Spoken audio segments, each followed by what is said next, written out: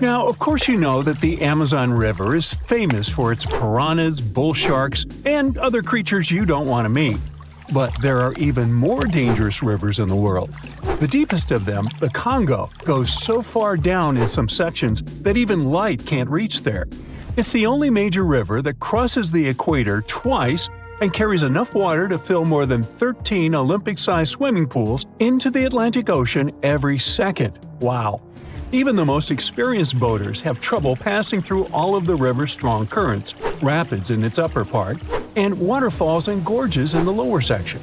The Congo currents are so fast and powerful that they even divide animals like mountains and oceans do. There are new species of fish evolving separately on the two banks as they can't reach the other side and breed with each other. One of the most dangerous types of fish living here is the Goliath tigerfish. These monsters, that grow up to 5 feet and travel at the speed of 25 miles per hour, are relatives of piranhas. Their mouths are full of vicious, razor-sharp teeth. Their females lay hundreds of thousands of eggs, and the offspring are predators from birth. You have a good reason to fear the Goliath tigerfish, as they're the only freshwater fish in Africa that have attacked crocodiles and even humans. Okay, not swimming there. There are dense jungles and more hungry wildlife, including snakes and some aggressive hippos, all along the river. Still, it's used as a water highway in Central Africa, so barges traveling on it for weeks are often crowded with up to 2,000 people and capsize every now and then. And if you believe the local folklore, there's one more thing to be afraid of: the one who stops the flow of the rivers, a dinosaur-like beast that is said to live in the Congo River basin. There have been over 100 sightings over the last century, but no one can provide solid evidence the beast is real. At the turn of the 21st century, there was a series of terrible, mysterious stories on the Kali River in Asia.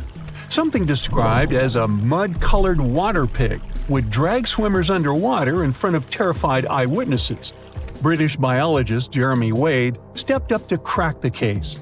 He noticed that all the scary incidents were happening in one specific spot, stretching about 4 miles. Villagers told him this creature was growing big and bad from all the food it got. Wade examined the water with a depth sounder and thought it could have been a whirlpool. Then the monster dragged a domestic water buffalo into the water. The buffaloes are big and heavy, so the creature that attacked it would have to be super strong. Saltwater crocodiles don't go so far inland, and the most common local species of crocodiles don't live in cold waters. There were no bull sharks in the area either. Finally, Wade spotted several goonch catfish underwater. Some of them were human-sized. They couldn't capture these monsters with a regular fishing rod, but a special ceremonial construction did the job. The largest fish was 6 feet 7 inches long and 3 times the weight of an average gaunch. It was large enough to take down a human or a large animal, but Wade mentioned there could be even bigger ones living in the Kali River. The Orinoco River in South America is dangerous to navigate because of some crazy curves and strong underwater currents. It's easy to get lost here, even if you have your GPS on.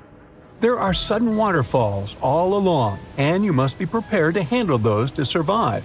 The river is the only home to a rare Orinoco crocodile and has some pretty scary-looking vampire fish swimming around.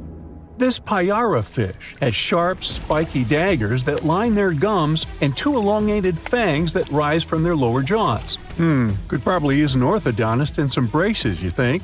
It's a ferocious hunter constantly looking for the next victim, which is going to be a medium or large-sized fish. If a human catches a payara, it will defend itself, leaving cuts, nips, and bites, but there are no known cases of this cutie taking a human life. Well, that's good. The Yellow River in China received its name after its color, but it wasn't always this yellow. It was first formed at least 30 million years ago and shifted its course over 30 times over the centuries. Yellow sediments moving downstream from a plateau in the distance transformed it from clear to muddy. This fine-grained substance piled up at the bottom of the river and formed natural dams. The huge amounts of water that the river carries need to find their way to the sea, and that's when major floods happened. taking several million lives in various epochs. The locals tried to solve the problem by building higher and higher levees, but it only made things worse. Water coming out of the river would now have nowhere to back up, as the riverbed was higher than the surrounding land. This even shifted the river's mouth.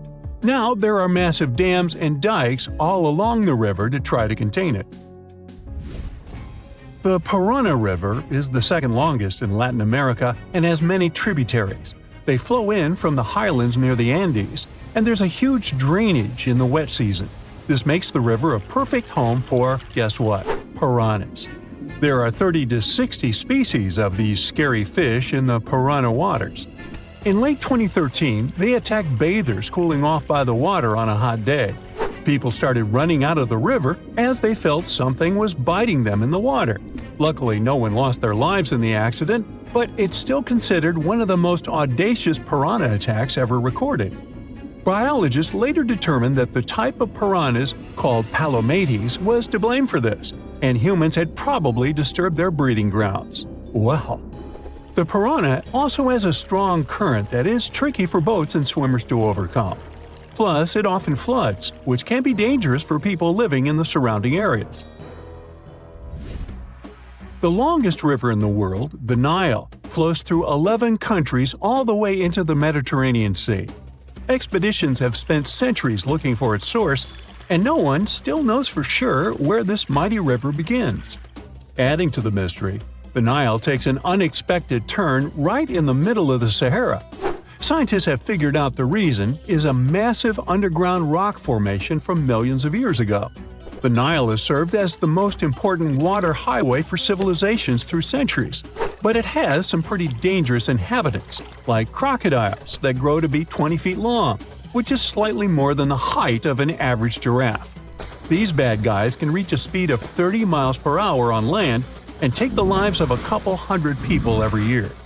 Hippopotamuses that also live here sometimes go after boats, and venomous snakes like the black mamba and the Egyptian cobra add to the mix. One of the most dangerous creatures on the Nile is the mosquito, as they carry around all sorts of diseases that affect hundreds of thousands of people. The Brahmaputra River in Asia carries waters from the mighty Himalayas. When the snows in the mountains melt, the river floods massively, causing landslides, displacing millions of people, and taking the lives of hundreds of animals in the nearby national parks. Such floods are also common during the monsoon season in India, from June to October, with heavy rains. The course of the Brahmaputra River is changed incredibly over the past 2.5 centuries. Erosion is another danger it's hiding. The banks of the river are mostly made of weak cohesive sand and silt, and even though the erosion rate has gone down, it is still the reason a lot of people lose their land and get displaced. The Brahmaputra is one of the few rivers in the world that has a tidal bore. That's a strong tidal wave that pushes up the river against the current where a river empties into an ocean or sea. And there you have it. In 2016, two researchers were trekking through the forests of Arunachal Pradesh, India, when they literally stumbled upon this camouflaged beauty hidden in the leaves. A local man pointed out the snake, and they quickly realized it wasn't just any average viper. With its unusual pointed snout, similar to a hump-nosed viper, and a stunning orange belly, this snake had them scratching their heads. Back at camp, they took a closer look and knew they'd found something special. DNA tests at the Indian Institute of Science confirmed it. They found a brand new species, now known scientifically as Trimeresurus arunachalensis. But the snake's unique features didn't stop there. The snake's paired reproductive organ was unlike any other viper, and its scale pattern was completely unique. While its closest relative has around 20 rows of scales around the middle of its body, this mysterious snake had only 17. The next species is a record breaker, and it's known as the largest gecko ever discovered, measuring around 2 feet long and being as thick as a man's wrist. The only known specimen of Delcourt's giant gecko is currently in France, but its exact origins are still a little bit of a puzzle. At first, people thought it might be from New Zealand because some local legends spoke of a giant, mysterious lizard that lived in forests.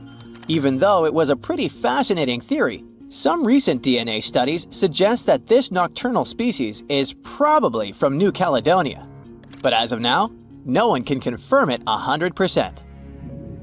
In general, sleeper sharks are big, slow-moving creatures that mostly hang out in deep, cold ocean waters. They usually have bulky bodies and a broad, flat head, which helps them blend into the dark sea. But in 2017, was caught at a fishing harbor and collected from a fish market located in Taiwan, and it didn't look like any of its relatives. First off, this 4.4-foot shark had smaller eyes and a tiny second dorsal fin compared to its cousins. It also had more rows of teeth in its upper jaw and fewer in the lower jaw. But the biggest surprise was that it was a pregnant female carrying 33 embryos. This means there are probably more of these sharks hiding out there in the deep ocean. We just haven't found them yet. Meet the pocket shark. It is tiny, just about 5.5 inches long, while most deepwater sharks are around 6.5 feet. But don't let its small size make you underestimate it, because this creature is definitely one of the ocean's coolest secrets. Discovered in 1979 in the deep waters of Chile, this tiny shark is like a real-life spy gadget with its mysterious pockets near its front fins. These pockets are large, measuring about 4% of its body length, and are believed to either glow or secrete pheromones. So, this shark might actually light up to either confuse predators or attract prey in the dark depths. And when I say deep, I mean really deep. It is believed that this creature hangs out over 9,000 feet down, which is roughly the height of 7 Empire State Buildings stacked on top of each other, but inside the ocean. Besides its initial discovery in Chile, it was spotted again in 2010 in the Gulf of Mexico, but it hasn't shown up since. The pocket shark is not the only glowing animal we're talking about today.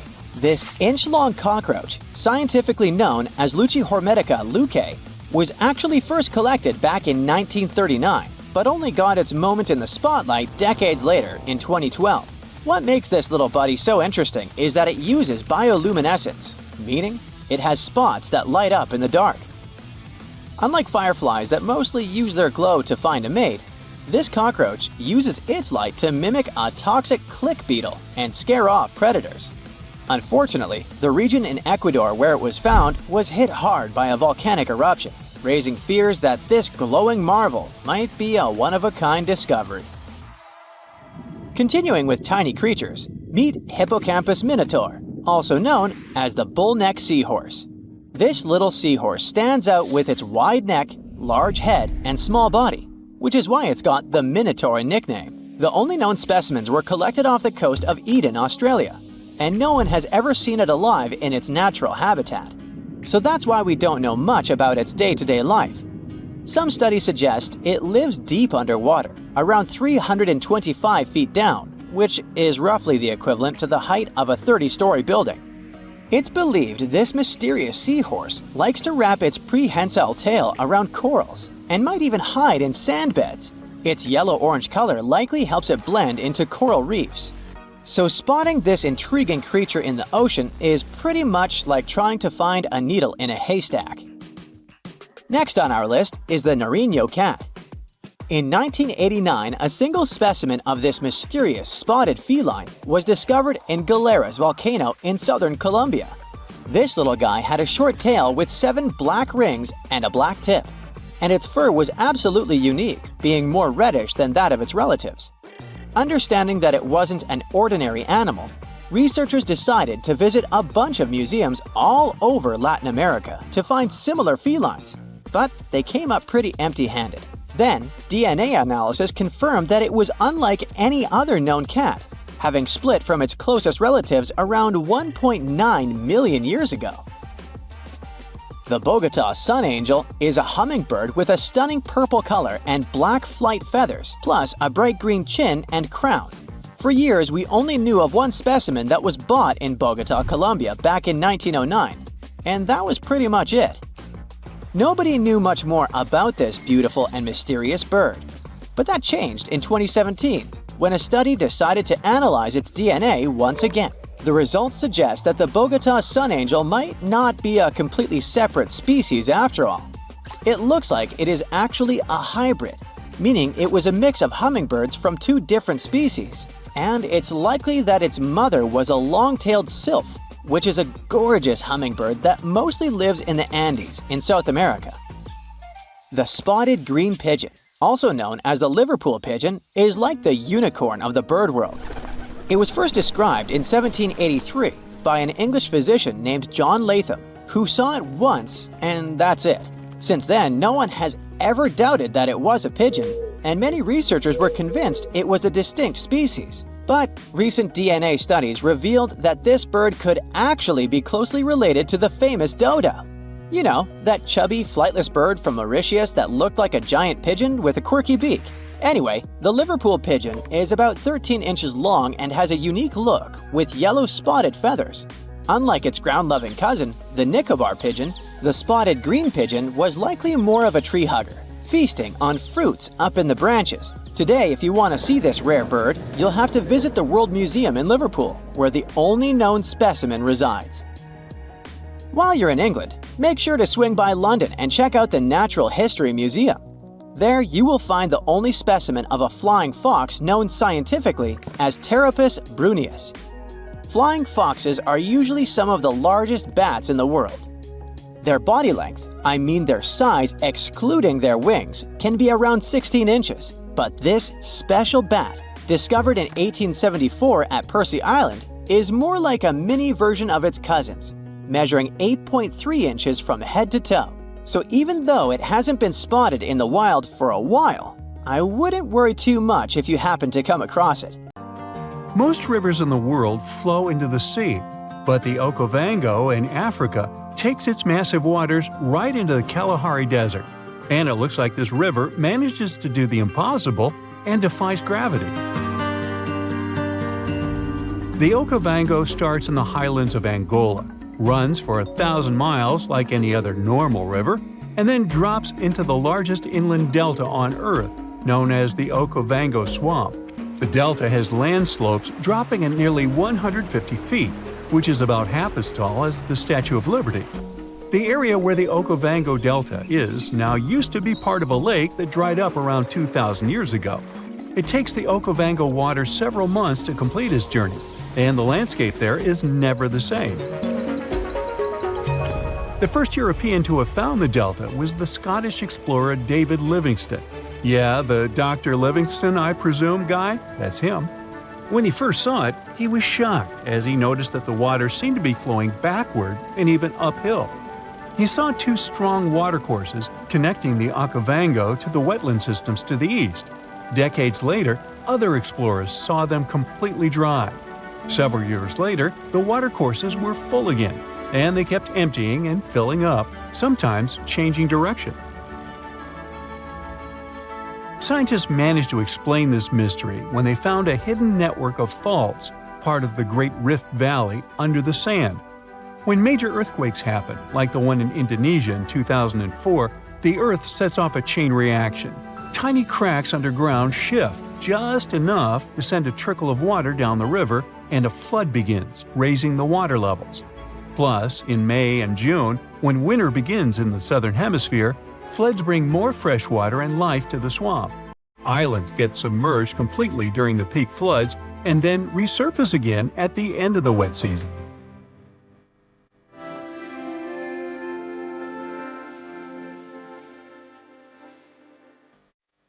Wildlife just loves all the water in the delta, and you can often see migratory elephants bathing among pink lily pads and silverfish, bream, barbels, and other fish. There are lions, cheetahs, buffalo, wildebeests, hippopotamuses, hippopotami, zebras, wild dogs, crocodiles, and other species of animals. Storks, ibis, herons, cranes, and geese like to fly by, along with 450 species of birds. Although the Okavango has plenty of water that is priceless in the desert, people hardly settle along its banks. One big problem here is the tsetse fly. But if you're feeling adventurous, you can come here for a water safari. Scientists from Imperial College in London stumbled upon a totally unexpected river under the Antarctic ice sheet. It slurps up water from an area as big as Germany and France combined. Scientists used to think the lakes under the Antarctic ice were just chilling by themselves. But now it turns out they're part of an interconnected river network. Water under the ice can form in two ways, either from melted snow seeping down or from the Earth's natural heat and the ice grinding over the ground. The Antarctic gets a lot of surface melting during the summer, but Antarctica is usually too chilly for that. This newly found river is proof that there's plenty of water down there just from the ice melting from below. This river could make Antarctica lose its icy cover way faster. If things heat up enough to melt the surface, that water could rush down and mess with the base of the ice sheet, turning Antarctica into a melting mess like Greenland. If the ice starts moving faster than the water can handle, it's going to create more friction, making even more water and speeding up the melting process. The researchers are on a mission to dig deeper into how this river system works and see if it's causing trouble in other parts of the icy continent.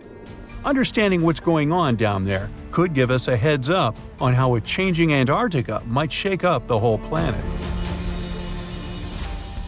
The Roe River in Montana flows for just a bit over 200 feet between Giant Springs and the Missouri River. It was mentioned in the Guinness Book of World Records as the shortest river in the world, but they had to remove this category altogether because there was some heated debate over this title. Residents of Oregon claim that their D River was the absolute champion, as it all depends on when you measure them. There could even be shorter rivers in Norway or Indonesia, depending on what you see as a river. The official definition says it's something that has constant flowing water in the form of a current and is fed by upland sources or another river, lake, or watershed. Creeks and brooks flow together to form streams. Streams become rivers, and rivers take the water from higher to lower lands, ending in the ocean. There are 12 stream orders, and the first two levels don't have other streams feeding them. So, Roe and its other short buddies technically deserve the title of rivers. I'm glad we cleared that up. Rio Negro in South America is the largest blackwater river in the world and the largest left tributary of the Amazon jungle. Its waters look more like strong tea and seem pitch black only from the distance. They get that dark color from humic acid. When plants containing phenol break down only halfway, they leave behind this tea-like hue. Some people believe that blackwater rivers can't be productive, but Rio Negro helps big fishing industries and has spots where turtles come to lay their eggs. Back in the 17th century, explorers didn't find tons of indigenous folks along the river. But it probably didn't have to do with its productivity, more with diseases and conflicts. There are around 700 different fish species documented in Rio Negro's basin, including at least 100 you won't find anywhere else. A bunch of those fish end up in aquariums, like the super popular cardinal tetra. There is a canal connecting Rio Negro and the Orinoco, which is another major river in South America. Many aquatic species try to move between the rivers, but only the toughest can handle the mix of blackwater and clearwater sections in that canal. There's a unique creek in Wyoming that drains both into the Pacific and the Atlantic Oceans. It begins high up in the Teton Range and later splits into two branches. The Pacific Creek joins the larger Snake River, which merges with the Columbia River and finally reaches the Pacific Ocean. The Atlantic Creek heads east and flows into the Yellowstone, Missouri, and Mississippi rivers and eventually empties into the Gulf of Mexico. If you connect the two creeks' watersheds on a map, you'll get a single blue line between Oregon and Louisiana. Explorers who were looking for the Northwest Passage between the two oceans never knew they could have used the creek. They would just need really tiny boats. Some scientists believe that cutthroat trout knew about this route long before people. They managed to migrate from the Snake River to the Yellowstone River, most likely using the Two-Ocean Creek. Now, every summer, the Caño Cristales in Colombia turns into a liquid rainbow, or the River of Five Colors. At this time, and until the end of fall, the conditions are just perfect for the riverbed to turn bright red, yellow, green, blue, and black. You gotta thank certain aquatic plants growing in the river, a special type of seaweed for all this beauty. During the wet season, the river moves fast and the sun cannot get to these plants. When the dry season hits, there isn't enough water to feed them. So the time in between the seasons has the perfect conditions for this colorful show. No other place in the world has anything similar. So, at some point, the number of tourists who wanted to see it became so huge that scientists got concerned it could be bad for this hotspot of biodiversity. The area is home to rare species of animals, birds, and plants. Now, there are ecotourism trails and strict opening hours for visitors. Well, if you don't have enough to worry about, here's another fear unlocked. You might turn into the next meal of a meat-eating plant. This type of plant has appeared in video games like Super Mario. That's why it looks familiar. So, we wonder here at Brightside, what would happen if a hypothetical giant Venus flytrap captured you? After all, these plants aren't picky eaters. They have sensitive trigger hairs, which cause the plant's iconic hinged jaws to snap shut. Its leaves are equipped with tiny bristle-like structures that interlock when the trap closes, making it difficult for prey to escape. Once it happens, the plant begins secreting digestive enzymes to break down the prey's soft tissue. The digestion process in carnivorous plants takes several days. During that time, the plant extracts nutrients from the dissolved prey. In our hypothetical situation, it would take a long time for the plant to consume you, and since the process would be extremely slow, most likely you'd be able to free yourself before significant harm occurs. In any scenario, it would be extremely hard for the plant to digest a human completely. The anatomy and digestive processes of Venus flytraps are adapted to deal with insects, not large animals like you. Even if they were larger, they would still not be able to eat you. Comforting? Somewhat. The Venus flytrap primarily consumes insects, spiders, and other small invertebrates. Researchers have found out that this plant can digest small pieces of human flesh, but the largest representatives measure just a few inches. So it's highly unlikely for a Venus flytrap or similar carnivorous plant to pose any serious threat to humans. Barry Rice is an astrobiologist from California, and he thought about this question too. In a rather cringe-worthy experiment, Rice applied his Venus flytraps with skin fragments peeled from his toes affected by the athlete's foot infection. Those skin pieces, divided into 4 equal portions, were carefully inserted into the jaws of 4 Venus flytrap plants. After a week, Rice cautiously pried open the plant's mouth to assess the progress. To his surprise, the skin chunks were nearly completely digested, contrary to his initial expectation of them remaining intact. It means that Venus flytraps can indeed consume human flesh. Yet the prospect of these plants engulfing an entire human is unequivocally dismissed. Rice restricted his experiments to a specific tissue type, and there's no indication that the plant could break down sturdier components like bone or cartilage. The size limitations and the slow digestion process also act in favor of the person's survival. Now, when it comes to size, Venus flytraps can grow to about 5 inches in diameter. Each plant has about 6 stems with leaves that are hinged and lined with tooth-like edges. These flytraps are originally from North and South Carolina. But at one point, they decided to take a trip, and now you can see them in places like Florida and New Jersey. They like the moist, acidic soil vibe found in forest understories. They need loads of humidity and sunlight to thrive. They lure insects with their reddish-lined leaves and sweet-smelling nectar. When a bug lands on their jaws, they don't snap shut right away. This process turns into a 20-second dance show. The petals stay open if the bug doesn't make at least 2 moves. It prevents random debris from getting trapped. On the second move, the plant goes from a happy convex shape to a hungry concave one, closing its jaws in less than a second. The bristles on the leaves act like jail bars, keeping the insect from pulling a Houdini. On the third move, digestion mode activates. Juices break down the bug. The plant reopens after 5 to 12 days, and whatever couldn't be digested just falls out. Actually, you can give a Venus flytrap a little touch without hurting yourself. In fact, they're pretty soft to the touch. Yes, these types of plants can't eat us, but it doesn't mean they're not spooky. For instance, this gigantic carnivorous plant can even devour rodents. It was discovered in the Philippines. The pitcher plant, rated as the world's second largest, can reach over 16 feet in height. It attracts prey with special nectar around its mouth. Once an animal is lured in, the plant's fluid, which contains enzymes and acids, starts breaking down the drowned victim's carcass. While such plants can eat rats and frogs, cultivating them as mouse traps is impractical due to the sheer number of mice in urban areas. Here's how plants become meat eaters.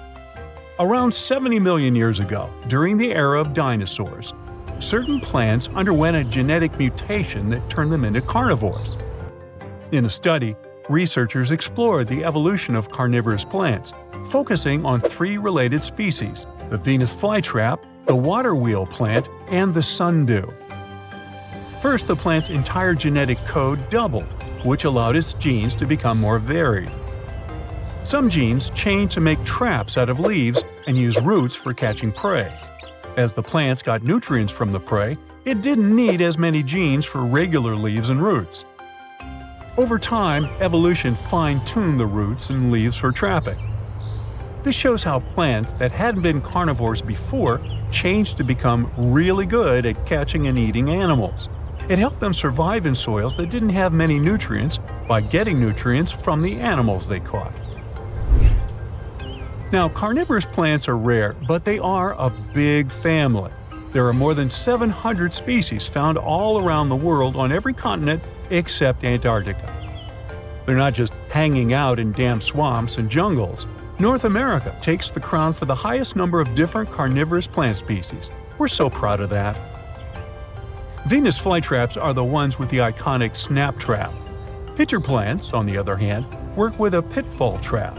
It's straightforward. Their leaves are hollow and filled with water and digestive acids. Any bug that falls in ends up drowning and being slowly digested over time. Some pitcher plants have waxy leaves to make bugs slide inside more easily, while others use chemicals to reduce water tension, making any insect that lands in their trap instantly sink and drown. Let's move on to sticky traps. Some plants, like sundews, use active sticky traps.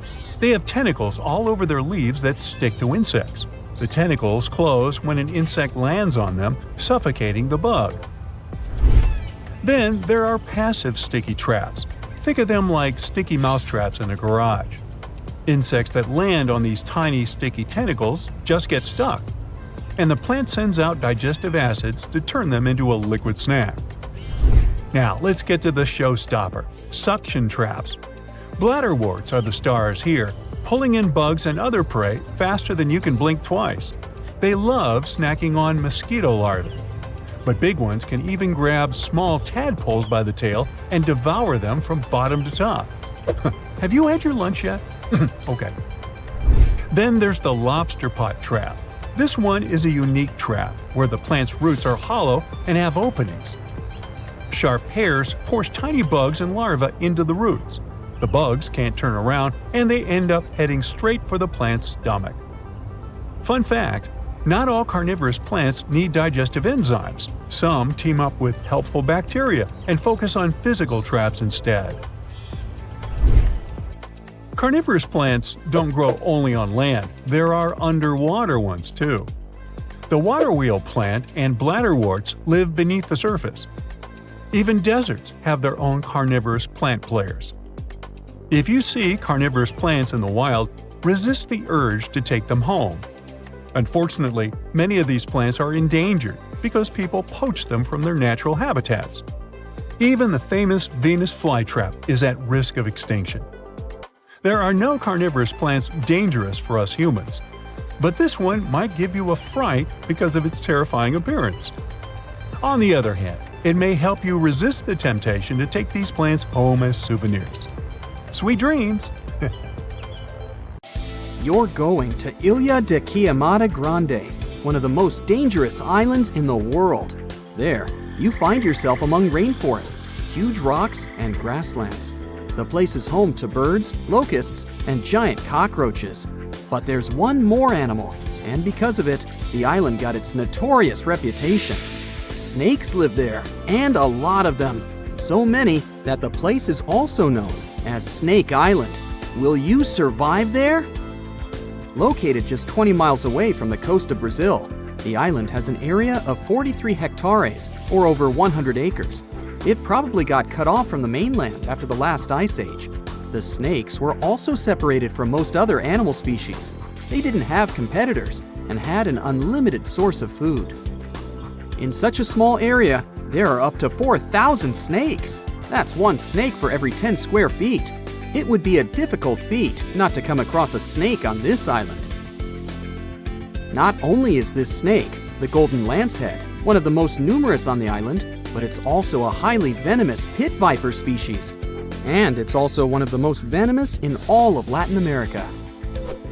Its venom is so potent due to the isolation of the species, with only birds sharing the land with them. To catch these birds, the snake's venom needed to become extra strong. And indeed, since they got separated from their distant relatives, their venom has become up to 5 times more powerful. Most of the time, these snakes hide in the trees or amongst leaves on the ground. If you find yourself stranded here, you'll want to keep yourself a safe distance away. Snakes mainly use their sense of smell and rely on vibrations. If you get too close to one, either stand still or slowly walk away. If you make too many vibrations, this will make them feel threatened, causing them to strike. If you spot them a safe distance away, or if you're walking toward tall grass, stamp your feet a couple of times. This will notify snakes of your presence. They won't risk taking down prey larger than they are and will likely slither away. Carrying a stick is always a good idea, just in case you happen to come across a snake accidentally. This way, you'll have an extension of your arm that cannot be bitten. This simple thing might save your life. A stick with a V shape on the end will give you even more advantage. Even if a snake starts acting aggressively, holding it down will stop it in its tracks. But whatever happens, don't try to pick it up. Okay, but what if you get bitten? The chances are pretty high on this island, of course. First of all, don't try to get the venom out on your own. Make sure you call emergency services immediately. And once help is on the way, apply a wide bandage. A piece of clothing will do if you don't have anything else. Don't try to chase the snake trying to identify the species. Emergency services know how to figure out what venom it is. Now, just keep calm and wait for help. You might be wondering who you can call on this abandoned island. Well, since it's strictly prohibited to visit this place, there are signs advising to stay away all over the island, along with a number you can call if you run into trouble. Let's say you've successfully avoided getting bitten. The next thing to consider is what you can eat there. Snake Island was previously known as Ilha de Queimada Grande, where queimada is Portuguese for forest being lit up, or forest fire. The reason for that was the fact that the entire island was deliberately set on fire to make room for a banana plantation. Unfortunately, the banana business didn't turn out to be a success, probably because farmers got sick and tired of snakes. But some banana trees still thrive today, and they can provide you with some much-needed nutrients. You'll also want some protein in your diet throughout your stay. Luckily, along with the snakes trapped on the island, there are also cockroaches. These giant prehistoric-looking roaches come out at night to feed on plants. Get that barbecue started and enjoy the rare delicacy this island provides. A great way to survive on the island is to avoid it altogether. If by chance you happen to be sailing past, keep in mind that this place was once connected to the mainland. Rocks beneath the waves are very likely to damage the bottom of your boat if you get too close. Make sure you keep an appropriate distance when traveling past. Sure, this island is intriguing, but please remember that no matter how close you get to it, you won't be able to see snakes from the boat. You can only see these creatures if you get close enough, which you really shouldn't do. And it's not only reptiles that make this location dangerous. Pirates visit the island quite often. Not the sea shanty singing peg-legged arr pirates, but bio-pirates who come there to capture the very thing that makes it so dangerous. They come there for snakes, to catch them and sell them illegally. Since the island got cut off around 11,000 years ago, the golden lancehead has evolved within its own unique habitat. So, although there are many reptiles on this island, they're still an endangered species. Due to their limited numbers, their value is very high, reaching up to $30,000 on illegal markets, which gives biopirates the motivation to catch them. I can think of better ways to make a living. Anyway, let's say you've got all the resources necessary to survive in one of the most dangerous places on Earth. Do you think you would manage this feat? Perhaps you think it's impossible. You'd be surprised at how possible it can be, if you know what you're doing. It turns out many have visited this scary place before. Research teams often come there. They study the golden lancehead snake, its environment, and its food sources for conservation purposes. But scientists always make sure there's a doctor on the team. There's also a lighthouse on Snake Island. It had been operated by people until the 1920s. Then it became automated. One guess why. Brazilian authorities visit the lighthouse once a year to make sure it's still functional. Locals on the mainland know the reputation of the island, so the stories of people going missing are minimal. But one group of fishers once got too close to the island. As they were sailing along their normal route, they accidentally neared the shore. Their boat hit a rock under the waves and began filling with water. As the boat was quickly sinking, the men had only two options: to try to survive in the rough sea or swim to the shores of Snake Island. It was a hard choice to make. After all, they had heard the stories, and it wasn't just about snakes. Rumor had it that the island was cursed. Regardless of the stories, the fishers chose to take their chances with Snake Island. After making it to the shore, they tried to be careful. Their knowledge of the island could help them survive. Most importantly, they knew to avoid the rainforest at all costs. As the men got hungry, they carefully walked along the edge of the forest, warily collecting bananas. They were mostly sitting, waiting, and conserving their energy. They could only drink water when it rained. It was just enough to sustain them. They slept on the beach, unprotected from the elements and weather. And all the time, they were so close to the comfort of the lighthouse or caves. They were probably overly cautious, but it was either enduring some discomfort or risking their lives for a dry bed. They didn't yield to the temptation. They managed to survive for 3 days without being bitten by a snake. After that, a passing boat finally rescued them. So, now you know, anything is possible. Deep within the dense rainforests of the Democratic Republic of Congo, a mysterious creature is roaming its habitat. Its name sends shivers down the spines of locals and explorers alike. I'm talking about beely apes. These legendary giants of the jungle have become the protagonists of many tales and legends, as well as numerous speculations. Imagine a chimpanzee. Now make it bigger, almost the size of a human when standing on its two. Make it wider and stronger. It nests on the ground in trees like gorillas and feasts on fierce beasts like leopards. That's a beely ape. Through generations, locals have been whispering about beely apes to each other. There are stories of them roaming the jungles on their 2 feet, vanishing into thin air when encountered by a human but leaving massive footprints behind. People claim that they have heard the creatures howling at the moon. They also state that the beasts are immune to poisonous darts. Locals call them the ones which beat the tree and the one which kills the lion. Local communities view them as guardians of the forest, possessing ancient wisdom passed down through the ages. About 2 decades ago, scientists and researchers got intrigued by what was going on in those rainforests and what those creatures were. A group of researchers went to study them, and here's what they found out. Remember that the locals say that beely apes avoid humans. That's true, but not exactly. Turns out that beely apes live in the part of the forest that is close to where humans live, and really prefer to avoid people. Adult males are more afraid of people than females. But as you go deeper into the forest, you see belus, that have never seen people before. Those have no fear, and they even show interest in their guests. They walk around you with curiosity, or even come face to face with you and stare at you before moving away. The apes don't show any aggression. Much like other chimpanzees, billy apes live in social groups of 10 to 100 members. Every troop has a leader, a dominant alpha male. How do they determine the leader? Usually it's just the biggest male, so it's simple here. The leader makes decisions and protects the group, but he also has the highest rank and gets priority access to everything, like food or mates. There are even more rankings. Females have their own ranks, and more dominant apes have influence over others.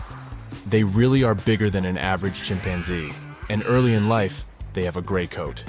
Their diet is also similar to that of chimpanzees.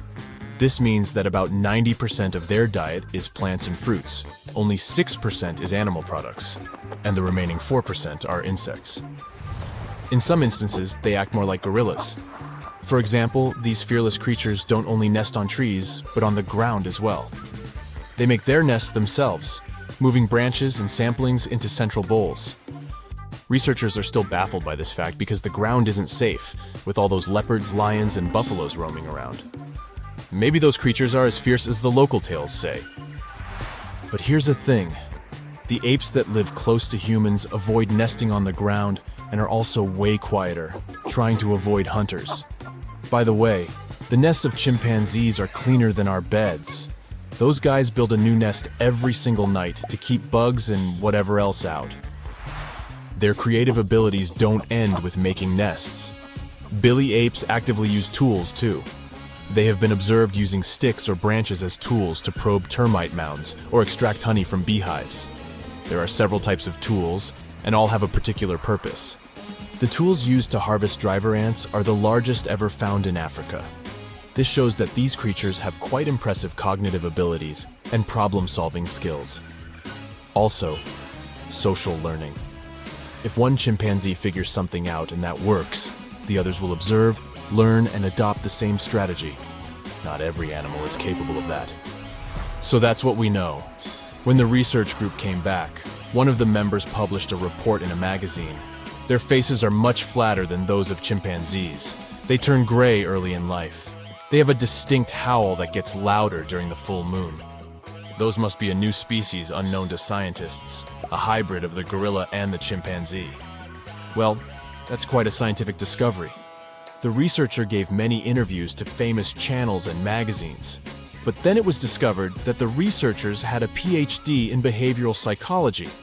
So some experts in the field turned skeptical about her report. Phyllis did show some unique behavior that's not typical to chimpanzees, but that was mostly limited to nesting on the ground. So, are they a new species or not?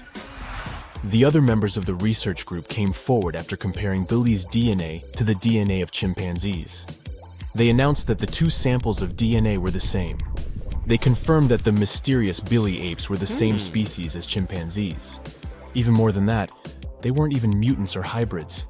Yes, they were a tiny bit bigger, and they would go gray earlier. But take humans. Some are taller, some are shorter, some are wider. Some get gray hairs earlier. And we all have different skin and hair and eye color. But just because I'm blonde and have an average height, and my neighbor is tall and has dark hair, doesn't make us different species. So, that was the argument of the other scientists from the research group. So, the whole speculation of Billy apes being a new species unknown to science was nothing. The claim that Belus howl at the moon was also debunked by another researcher from the group. The story is not new. There were other instances of such wrong calls, but there were also the opposite cases, when two species were believed to be the same but turned out to be different. For example, Sumatran orangutan and Bornean orangutan were thought to be the same species for a while.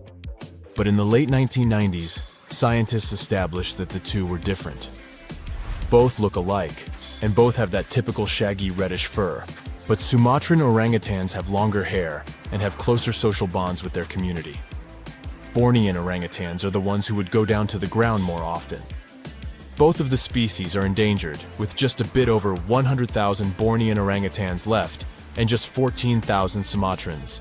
As recently as 2017, a new third species of orangutan was announced, the Tapanuli orangutan. There are just about 800 of those left in the world, and it's the most endangered species of all apes. Let's throw in a couple of facts about apes. Wild chimpanzees only live in Africa, and only in 21 countries of all. That's also the homeland of humans. Yes, millions of years ago, the first humans evolved in Africa. Chimpanzees are actually humans' closest living relatives. A human and a chimpanzee share an impressive 98.8% of the DNA. Humans, chimps, and bonobos share the same ancestor from 7 million years back. That's a very distant relative, but it explains why we're so alike. Seriously, we are. Chimps can catch human diseases, and scientists believe that they can develop Alzheimer's. Also, chimps have distinctive personality types similar to humans. They display varied degrees of the 5 major personality traits: extroversion, openness, agreeableness, neuroticism, and conscientiousness. Chimpanzees are also known for fighting over territories with other groups. As I told you, they also learn from each other, not just about tools, but stuff like fashion too. In Zambia, a chimpanzee once stuck a stalk of grass behind her ear. And other female chimpanzees did the same thing after her. Also, the language.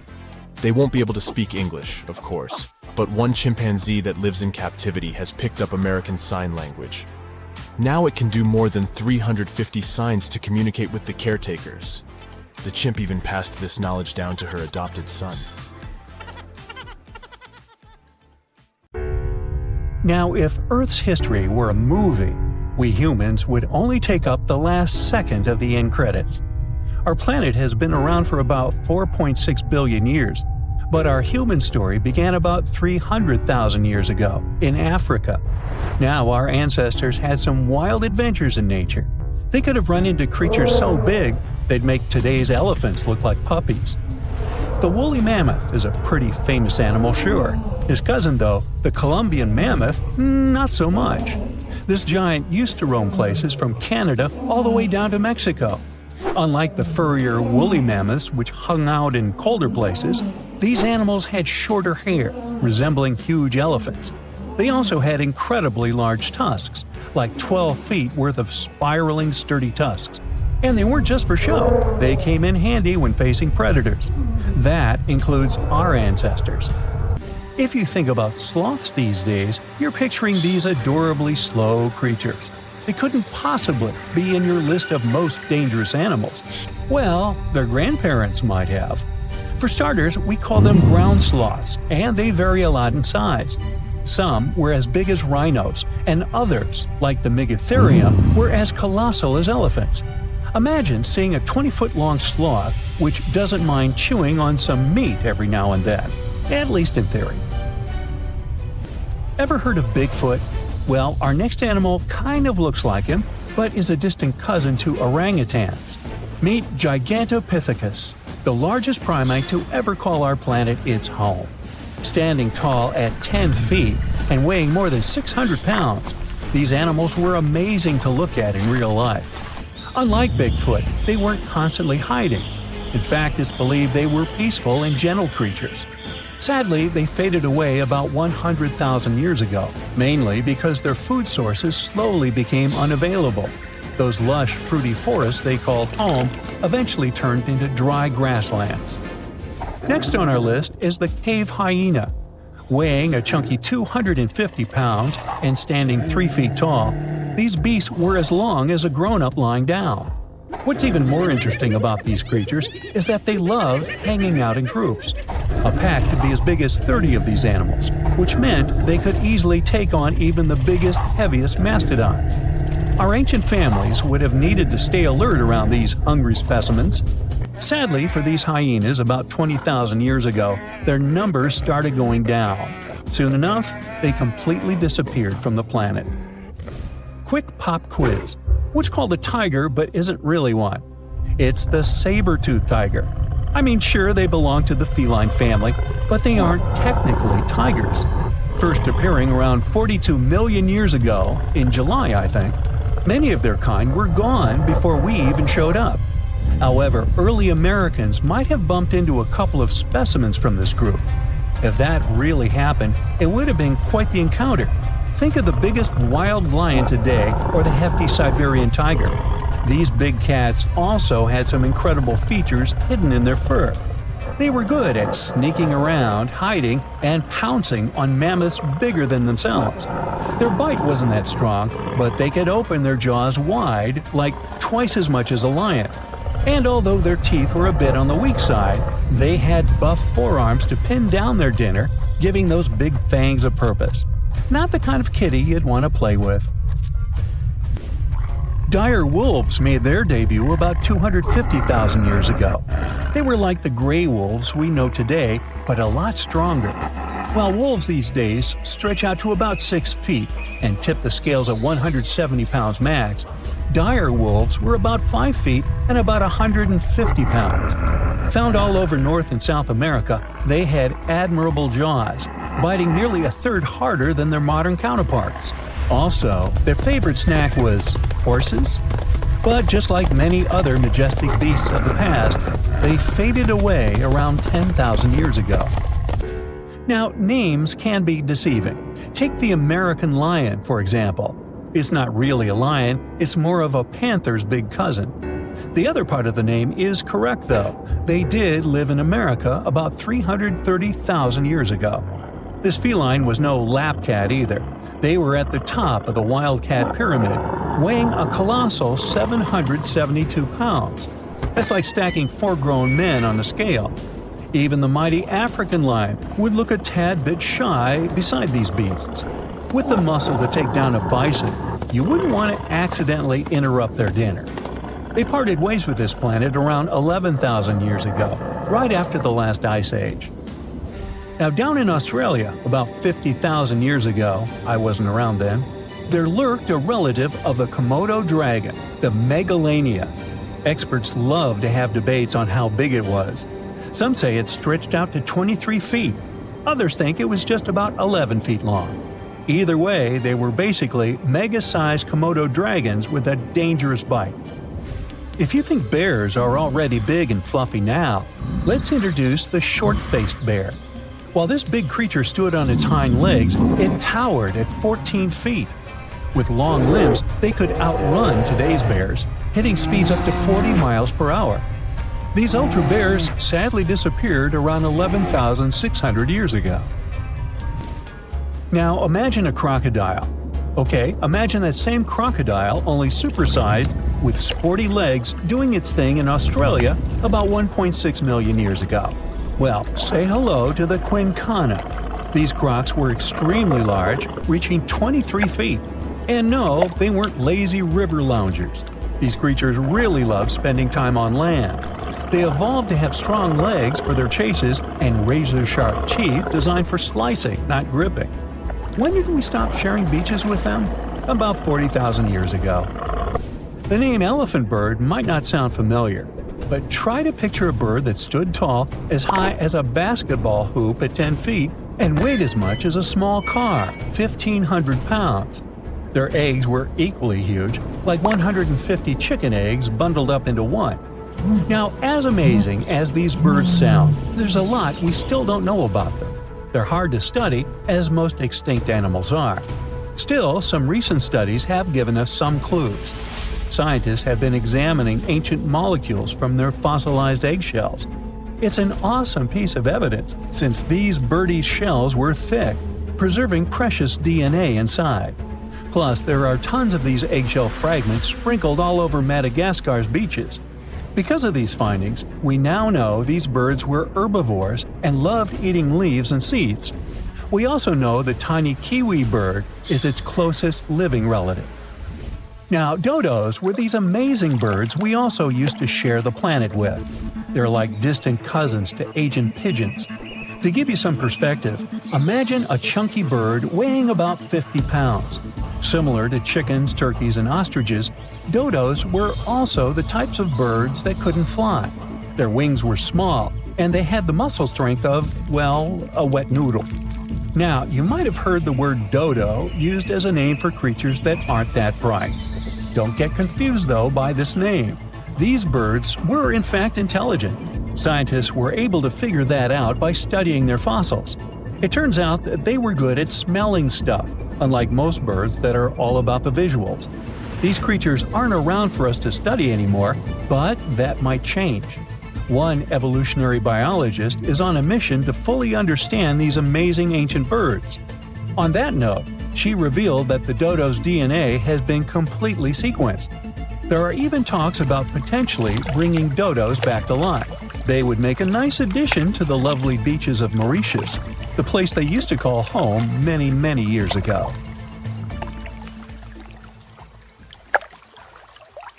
So if you see a rainbow, that means you're in for some good luck. But if you see a deep sea fish, this means that something tragic is about to happen. Let's have a look at ancient lores and what they might mean IRL. In August 2020, people started out their day just like any other in California. It was sunny, so they decided to soak in the sun at the beach. They were snorkeling and kayaking when one of them spotted something out of the ordinary – a doomsday fish. The creature was 12 feet long. It's known as an oarfish, and only about 20 of them have washed up in California since 1901. Oarfishes live in obscure parts of the ocean, but why are they linked to doomsday? Japanese folklore says they are harbingers of disaster. These creatures were once thought to be sea serpents, and they are known as the messenger of the beautiful palace at the bottom of the ocean. The thing is, they only left the beautiful palace to warn humans about a disaster. That's why they're mainly known as bad omens. And when you see one, you can expect to see a tsunami or an earthquake right after. Even oceanographers confirm that this is a famous association. Now here's where it gets weird. The oarfish washed up near San Diego shores on the 10th of August. And then, on the 12th of August, a magnitude 4.4 earthquake hit Los Angeles. That's not the first time it happened. In 2011, in Japan, about 20 oarfishes were found stranded on the beaches and coastlines of Tehuco. Right after that, a magnitude 9 earthquake and tsunami hit the city. Something similar happened in the Philippines. On February 8, 2017, an oarfish was seen. 2 days later, a magnitude 6.7 earthquake struck the city and its nearby provinces. Sure, there is no way to prove both events are connected. The Seismological Society of America is adamant in saying that this is pure superstition. A recent study analyzed the coincidences and concluded that this association is statistically untrue. Can we say this happened literally out of the blue? Humans have historically noticed animals acting strange right before natural disasters. Earthquakes, floods, even tsunamis. It's like animals can sense something we can't. In fact, there's a lot of science to back it up. Studies show that animals can detect subtle environmental changes, like shifts in the Earth's electromagnetic field or infrasonic sounds, things humans wouldn't notice. This happens because most animals have a wider hearing range than humans and have extra sensitive senses that help them detect gases emitted from the Earth. This theory got famous after the tragic tsunami that destroyed several cities and villages in Indonesia back in 2004. Most man-made warning systems shut down and didn't serve their role of warning humans about the disaster. Sensors were out of action due to maintenance, while other coastal areas simply didn't have any tsunami warning systems. Terrible timing, I know. Still, minutes and hours before the 30-foot wave hit the city, some animals sensed the danger and fled. Eyewitnesses say that elephants ran for higher ground, while flamingos abandoned their low nesting areas and dogs refused to go outdoors. A local reported that he saw a herd of buffalo turning their ears toward the sea and then stampeded to the top of a hill. A lot of the people that survived the tsunami used animals as their warning systems. Now, this is not the first time humans have relied on animals to save their lives. The first official account of when it happened dates back to 373 BCE. I wasn't around then, but the Greek historian Euclides reports how the local population saw rats, weasels, and snakes running from the town before a massive earthquake hit. So what exactly is it that animals can sense that humans can't? To find that out, scientists put biologging tags on cows, sheep, and dogs living in Italy. For about half a year, they tracked the animals. During this time, official statistics recorded over 18,000 quakes in the region. The most shocking information was that animals began to change their behaviors up to 20 hours before an earthquake. Before an earthquake, something called positive holes happen. It's an electric charge that flows from the crust up to the surface of the Earth. They can change the air molecules above where they appear, and animals can pick up on them. There's also evidence that animals might sense changes in groundwater. Before earthquakes, the stress in fault lines can release radon gas, which could alter the chemistry of groundwater. Animals that rely on it might detect these changes and react. Birds are also super sensitive to shifts in the Earth's magnetic field, which can change just before a quake. Another research happened near Mount Etna. Located in Sicily, Italy, it's one of the most active volcanoes on the planet. In 2002, a massive eruption wiped out a ski lift, 2 hotels, and a series of shops located near Etna. So, over the past years, a group of researchers decided to track goats living next to Etna. Their big aha moment came in 2012, when the goats started to act erratically 6 hours before Etna started to spew lava. These researchers were able to retrospectively predict around 7 disasters over the course of 2 years, all thanks to these goats. Back in 2014, a group of scientists studying golden-winged warblers in Tennessee noticed something odd. The birds had taken a detour from their customary breeding grounds. These little birds flew 435 miles from the Cumberland Mountains, where they had just arrived after flying over 3,000 miles from South America. Right after the birds left, a series of more than 80 tornadoes struck the area, causing over $1 billion in damage. What these birds did is something scientists call an evacuation migration. They sensed the tornadoes coming from over 250 miles away. Infrasound is a big disaster giveaway. Storms and tornadoes make very strong infrasounds that can travel thousands of miles from the storm. Now, infrasounds are low-range frequencies, anything ranging below 20 Hz. With our normal set of human ears, we would never hear this. We have an average hearing that ranges from 20 Hz to 20,000 Hz. That means you can hear something like a very, very low bass note or as loud as the buzzing of a mosquito right next to your ear. An elephant's hearing range can reach below 20 Hz. This would make elephants expert at detecting disasters. Scientists also think that detecting infrasound is what helps birds dodge storms when they must cross the ocean. You see, the Pacific Ocean is known to not be at all passive. Although courageous humans venture to cross it, they're usually met with severe storms and conditions that their satellite instruments sometimes can't detect. Meanwhile, there's an ongoing project from France's National Museum of Natural History that is tracking more than 100 birds on their annual crossing over the Pacific. With the help of the International Space Station, they're trying to understand how these little creatures respond to natural hazards en route. But not everyone's convinced. Some scientists argue that while animals might be sensitive to environmental shifts, predicting disasters based on their behavior is too risky. The U.S. Geological Survey has pointed out that many reported cases of unusual animal behavior before disasters are anecdotal, meaning stories and reports, and large-scale studies have yet to prove a direct link. Although humans don't have these super capabilities of predicting disasters, we have some things that might help us. Notice this. The next time you're in a place where lightning is going to hit, your hair will give a sign. If it stands on end, this means that lightning is aimed toward your beautiful person and is about to hit you.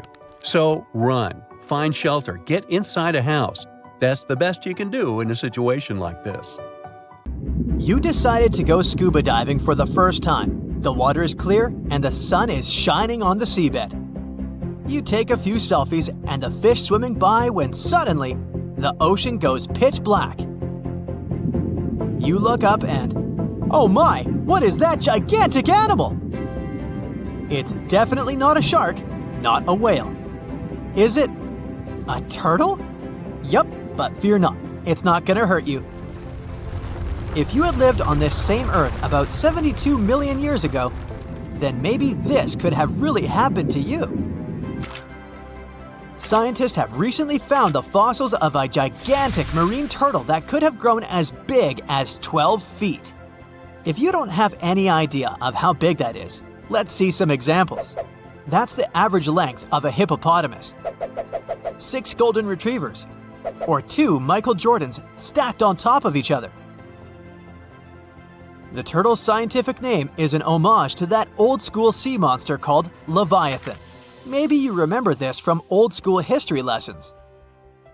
The Leviathan is supposedly a mythical creature that would swallow entire ships or people that were deemed too greedy by the creature. Can you imagine being swallowed by this humongous sea turtle? No, thank you. The fossils of this gigantic creature began to be excavated between 2016 and 2021, all the way in northeastern Spain. The first fossil was located by a hiker in the Spanish Pyrenees, and it was around 8 inches long. The pelvis of this turtle alone measured around 35 inches. It would definitely be one of the biggest turtles today if it hadn't gone extinct. FYI, the largest living sea turtles today can reach up to 6 feet in length, which is already pretty big. Now, how about a gigantic prehistoric scorpion? I bet most people here are not huge fans of these creatures, especially since they're poisonous, which is why the thought of a 9-foot-long aquatic scorpion might be the stuff of nightmares. Let's just say that if they hadn't gone extinct some 400 million years ago, lakes and rivers would be much more dangerous places for humans today. These gigantic insects were considered to be apex predators in their time, hunting everything from fish to other animals, even of their own kind. Yikes! I got goosebumps just imagining these creatures. Should we thank the asteroid that hit our planet now or later on in this video? Another prehistoric animal that would shock humans if it were still alive is the so-called Megatherium, a gigantic sloth. This huge sloth is believed to have grown up to 20 feet long, and its weight could be up to 8,000 pounds. It was found in the woodlands and grasslands of South America. The creature used to stand on its 2 feet in order to reach leaves on high branches. These giant sloths had huge claws. They helped them climb trees.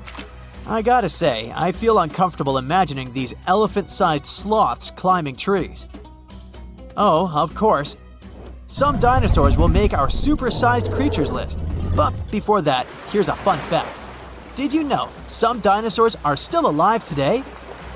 Scientists have proven that birds are classified as theropod dinosaurs. Such infamous creatures as the T-Rex and Velociraptor belonged to this group. I'm sure you've heard these names even before you watched Jurassic Park. The Velociraptor is that scary dino that breaks into the kitchen. Well, they evolved, gained some feathers, and turned into various species of birds we know today. That means that any bird from chickens to those little blue ones is a direct descendant of dinosaurs. Now, does the name Spinosaurus ring a bell? You can see this huge dinosaur in some museums today. Its fossils, I mean. The Spinosaurus was one of the biggest land predators to walk Earth.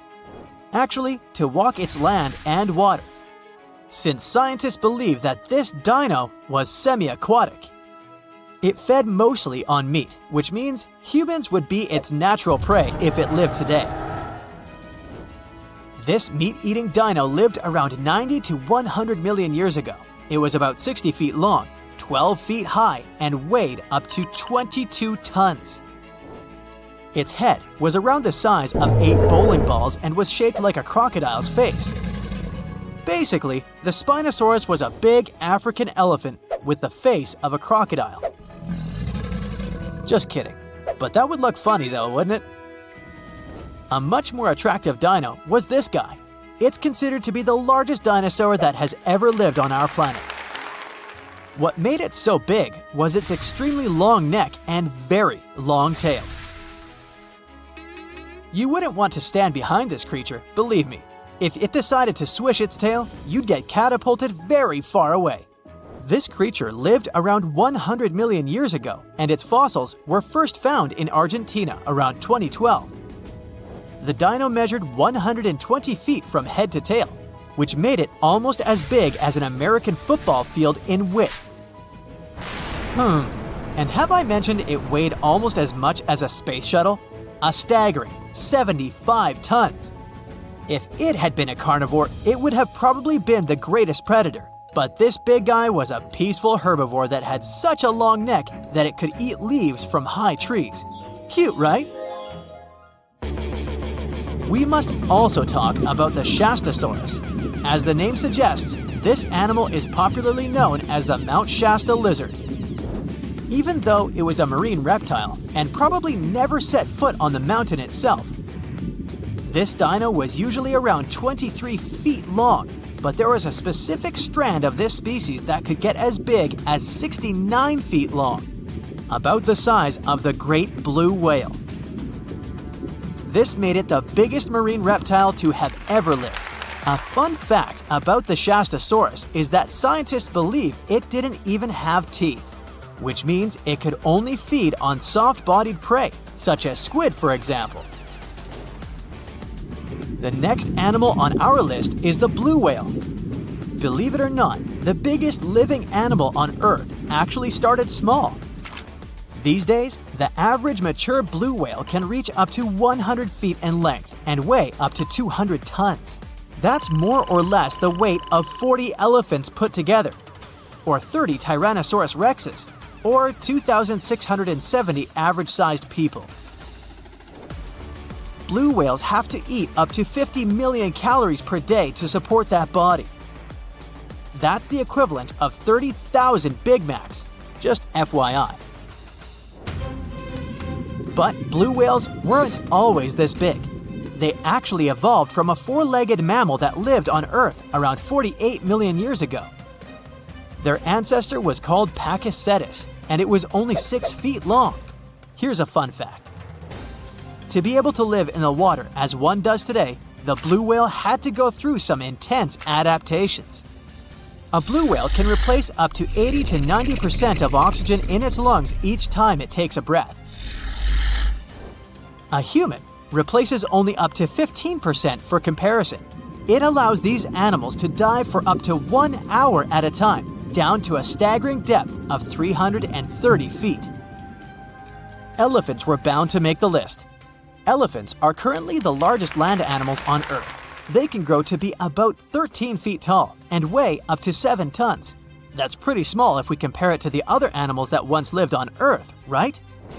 But if we placed a 6-foot-tall human next to an elephant, we'll see it's not at all that small. African elephants are bigger than their close relatives, Asian elephants, and they have a similar lifespan to humans, up to 70 years. Pokemon might have made us collectively wish that salamanders were real-life dragons, although they're not. They can still be pretty cool, though. There's a giant species of salamander that is known to be the largest living amphibian. They can grow to be as long as a regular-sized human, reaching up to 6 feet. I bet that wouldn't be a pleasant underwater encounter. What do you think is one of the most dangerous animals in the world? It's not a venomous snake or a formidable tiger, not a ferocious grizzly bear or a giant crocodile. An extremely dangerous creature that can destroy entire species of animals and can cause ecological imbalance around the world is the cane toad. It doesn't look scary and aggressive. It won't attack you or any predatory animal. It spends its time among grass and swamps, hunts insects and croaks. It has many enemies among predators, herons, lizards, and others. And look, the crocodile is swimming up to the toad and grabs it with its powerful jaws. Lunch is ready. But watch what happens next. The crocodile feels very bad. It loses its strength and lies on the grass, not breathing. Call it terminal indigestion. The fact is that the cane toad is a highly poisonous amphibian. It has parotid glands between the shoulders from which it secretes a dangerous toxin. As soon as it gets into the stomach of any animal, it causes irreversible reactions in the whole organism. Animals that have eaten cane toads rarely survive. And now imagine there are a million toads like that, and each of them is an attractive lunch for predators.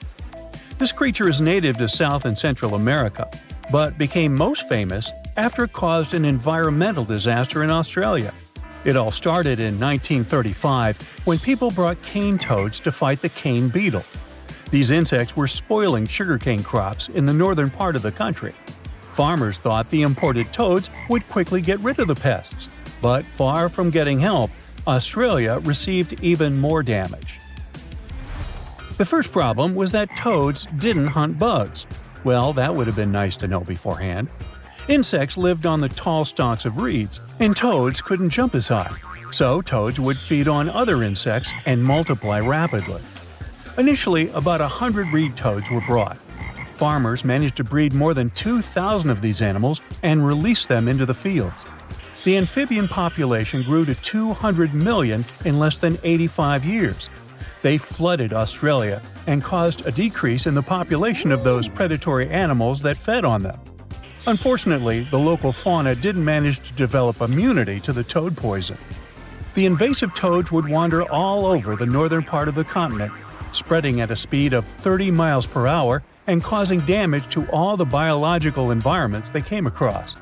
Locals said they had witnessed birds falling from the sky after eating toads. These jumping animals are dangerous for those who eat and touch them. Any animal that licks or bites a toad will immediately receive a measure of poison hazardous to their health. The endurance of toads escalates the problem. They can withstand nearly any weather conditions and can breed anywhere. You can hear them croaking in tropical forests, coastal thickets, and even among dunes.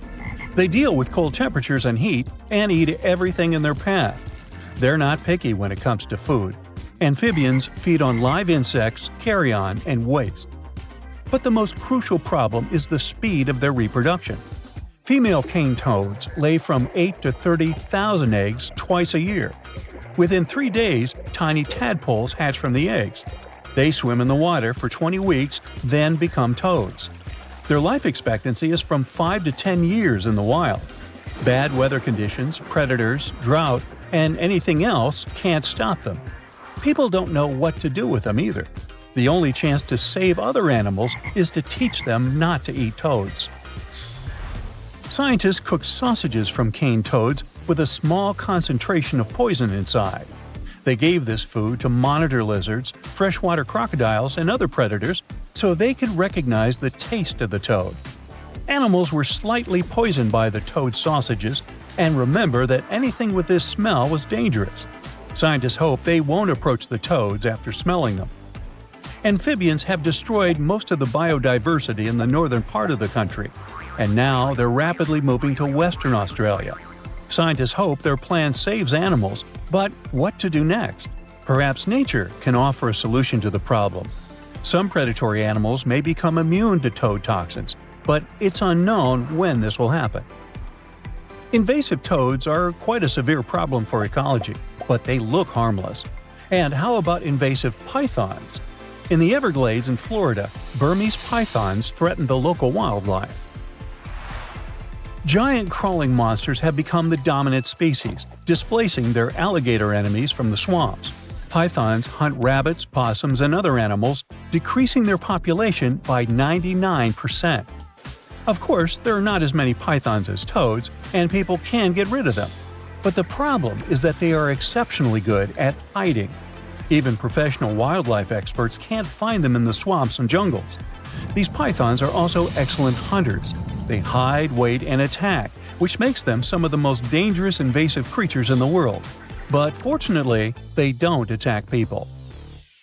Feral hogs are some of the most aggressive invasive species on Earth. They have razor-sharp teeth and mighty tusks. They're not afraid of anything and will attack even a human. These big, fast animals eat acorns, chestnuts, turtle eggs, turkey and quail eggs, trample plants, and strike terror into all creatures in the area. They can cause $1.5 billion in damage annually in 47 states. Imported in the U.S. several centuries ago, feral hogs have recently experienced a fertility splash. Local biologists and farmers are trying to solve the problem, but at the moment, it's pretty challenging to control the feral hog population. This tiny beetle seems harmless, but can cause orange juice to disappear in the U.S. This is the Asian citrus psyllid that loves to eat orange fruit. This insect contains bacteria that infects citrus trees and slowly destroys them. After getting infected, tree roots deform, oranges fall to the ground earlier than they're supposed to, and the tree slowly loses vital energy. The Asian citrus psyllid spreads in Florida, where about 80% of the country's orange juice is produced. Also, this parasite is found in Georgia, Texas, Louisiana, and California, the states where many lemons grow. So we've seen invasive amphibians, reptiles, mammals, and insects. What about invasive birds? The European starling is a cute little bird, but it ceases to be so as soon as it joins a giant flock. Starlings gather in groups of hundreds and thousands, resembling massive black clouds. They fly to cities, villages, and harvest fields in search of food. Birds eat cattle feed and thus create a lot of problems for farmers. This invasive insect doesn't threaten other animal species, doesn't spoil crops and trees, doesn't bite, and doesn't transport any infection. But its main problem is the unpleasant smell that it emits. There are so many brown marmorated stink bugs in the U.S. that, most likely, some of them live in your house. If you've ever seen it, you probably remember that stinky smell. Thanks to this fragrance, stink bugs have almost no enemies, at least in America. But in China, their populations are controlled by wasps that use the back of bugs to lay eggs. There are no such wasps in the States, so stink bugs breed freely here. Now, let's talk about one of the most invasive plants in the world. This is giant hogweed. It secretes a poison that is activated when exposed to sunlight. The toxin can burn skin and destroy trees and plants growing around giant hogweed. From the outside, it may seem like a beautiful plant. It has a tall 15-foot stem with a beautiful white flower. But this plant gets rid of other vegetation around it. Giant hogweed releases its seeds, and a light breeze spreads them for miles. When new plants grow, they destroy any other plants living nearby. The problem is that giant hogweed has no enemies. Insect pests can't eat it because of its poison. Animals also avoid it. Well, maybe nature will create some bugs that will eat its leaves and thus restore the balance. Look at this funky African crested rat. Aw, it looks so cute. Well, think again. It's got an ace up its sleeve. Poison. In fact, the only known toxic rodents in the world are these maned rats. When they're feeling cornered, they puff up their fur and show off black and white racing stripes. Right in the center of this, there are a bunch of special brown hairs with a honeycomb-like texture. These hairs aren't just for show. They're loaded with a poison so strong it could bring an elephant down. These rats use this as a chemical armor to stay safe from predators like hyenas and wild dogs. East Africa has known about the crested rat's toxic mojo for ages. In 2011, researchers discovered that rats get toxins from a certain tree. Only one crested rat in captivity was caught doing this poison ritual, and some thought it might have been a one-time thing. Yet, researchers kept observing. The team had 25 rats. They filmed them in the lab and proved that it was not a one-time thing. Even though we know they're tough, these rats apparently have soft spots. Some of them might be into monogamy and even share parenting duties. Monogamy is rare in the animal world, but these rats are doing it. That's pretty exciting. Researchers say that they need to do more research to confirm the rodent's family values. The next one on the list is the slow loris. This creature seems to be the epitome of cuteness, with its tiny size and big eyes. But these animals are not your typical cuddly pals. In fact, they're the only venomous primates on the planet. They live in the rainforests of South and Southeast Asia. You might be wondering why they're called slow lorises. When explorers first met them in the 18th century, they thought these little guys were as slow as sloths. Sure, they can stay put for hours and move slowly, but don't be fooled. They can hurry when they need to. If you look closely, you'll notice a raised bald patch on their inner upper arms. That's their brachial gland, and it secretes a seriously stinky oil. When lorises feel threatened, they lick the gland, mixing their saliva and oil to create a venomous solution. When they bite another animal, this venom gets into the enemy's bloodstream. The bite is pretty nasty. It can exterminate small animals and insects and cause serious issues even in humans. Suddenly, those big eyes don't seem so innocent. In the world of slow lorises, males fight for females. Females fight to protect their little ones. And everyone fights to defend their turf. That venom comes in handy during these showdowns too. Here, moms use their venom cleverly. Before heading out to grab some snacks, they lick their brachial glands and groom their babies. This transfers the venom to the little one's fur, acting as a warning sign for potential predators. The next animal is the sand cat. Meow. This cat species lives in the desert. Unlike other cats, they call the desert's harsh environment their home. First off, they've got the ultimate footwear for the desert runway. Thick fur on their paws, even between their toes. They also have built-in insulation against the crazy temperature swings, from 124 degrees Fahrenheit during the day to 31 degrees Fahrenheit at night. They even grow winter coats with hair up to 2 inches long. Sand cats can go weeks without drinking a single drop of water. They get all the moisture they need from the prey they munch on. When it comes to hunting, these seemingly cute sand cats unleash their inner predators. Forget the adorable kitten vibes.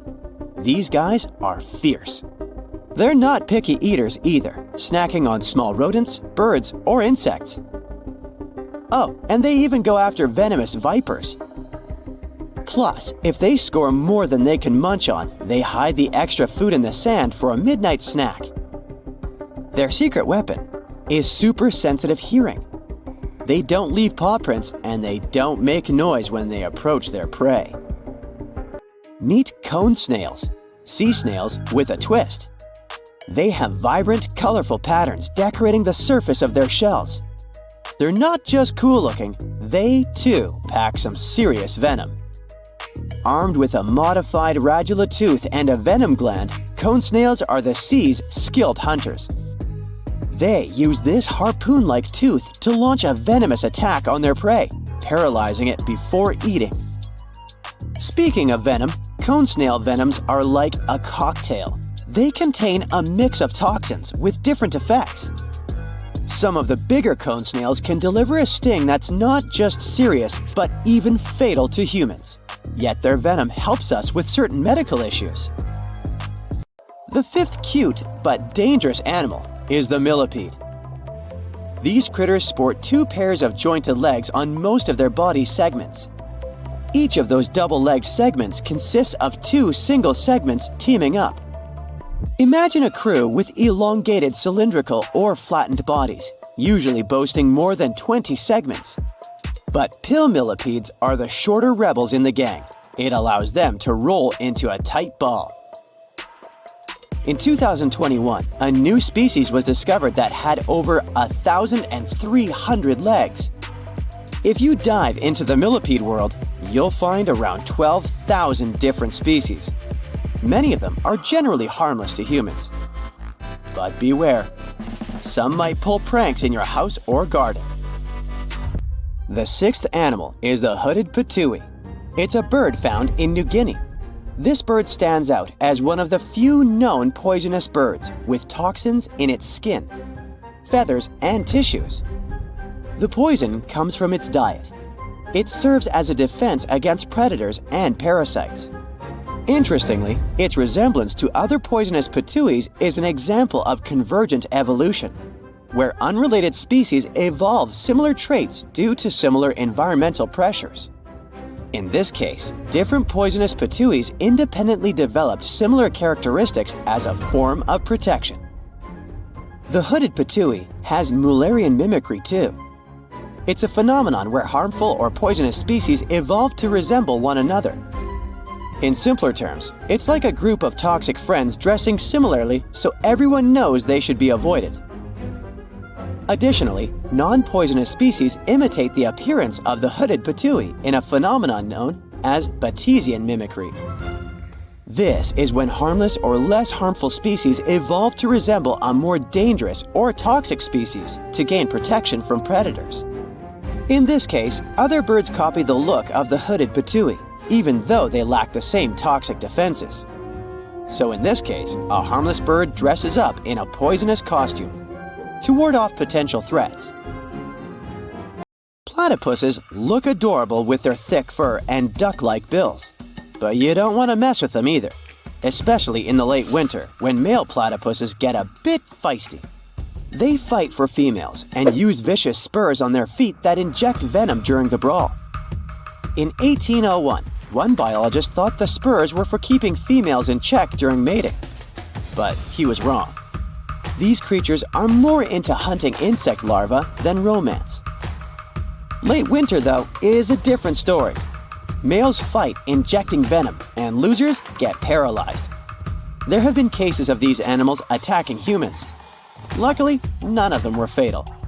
If a platypus decides to stab you, even morphine won't ease the effects. Doctors might need to remove the spurs from your wound manually. Ouch! Watch out for pufferfish as well. They may be cute, but they're the second most poisonous vertebrates in the world. Their liver, eyes, and sometimes their skin contain tetrodotoxin. This is a substance that makes them taste awful and can be lethal to fish. This substance is also a serious threat to us.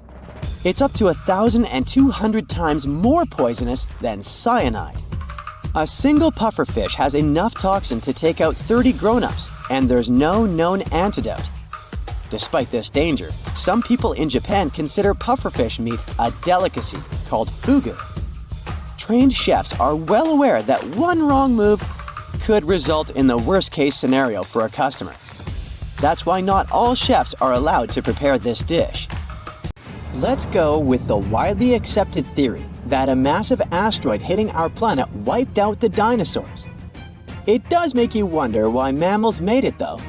One idea is that mammals were better prepared. Back then, they weren't the most popular creatures on Earth, but they were pretty diverse. They bred themselves into a huge range of species, and it might have saved them.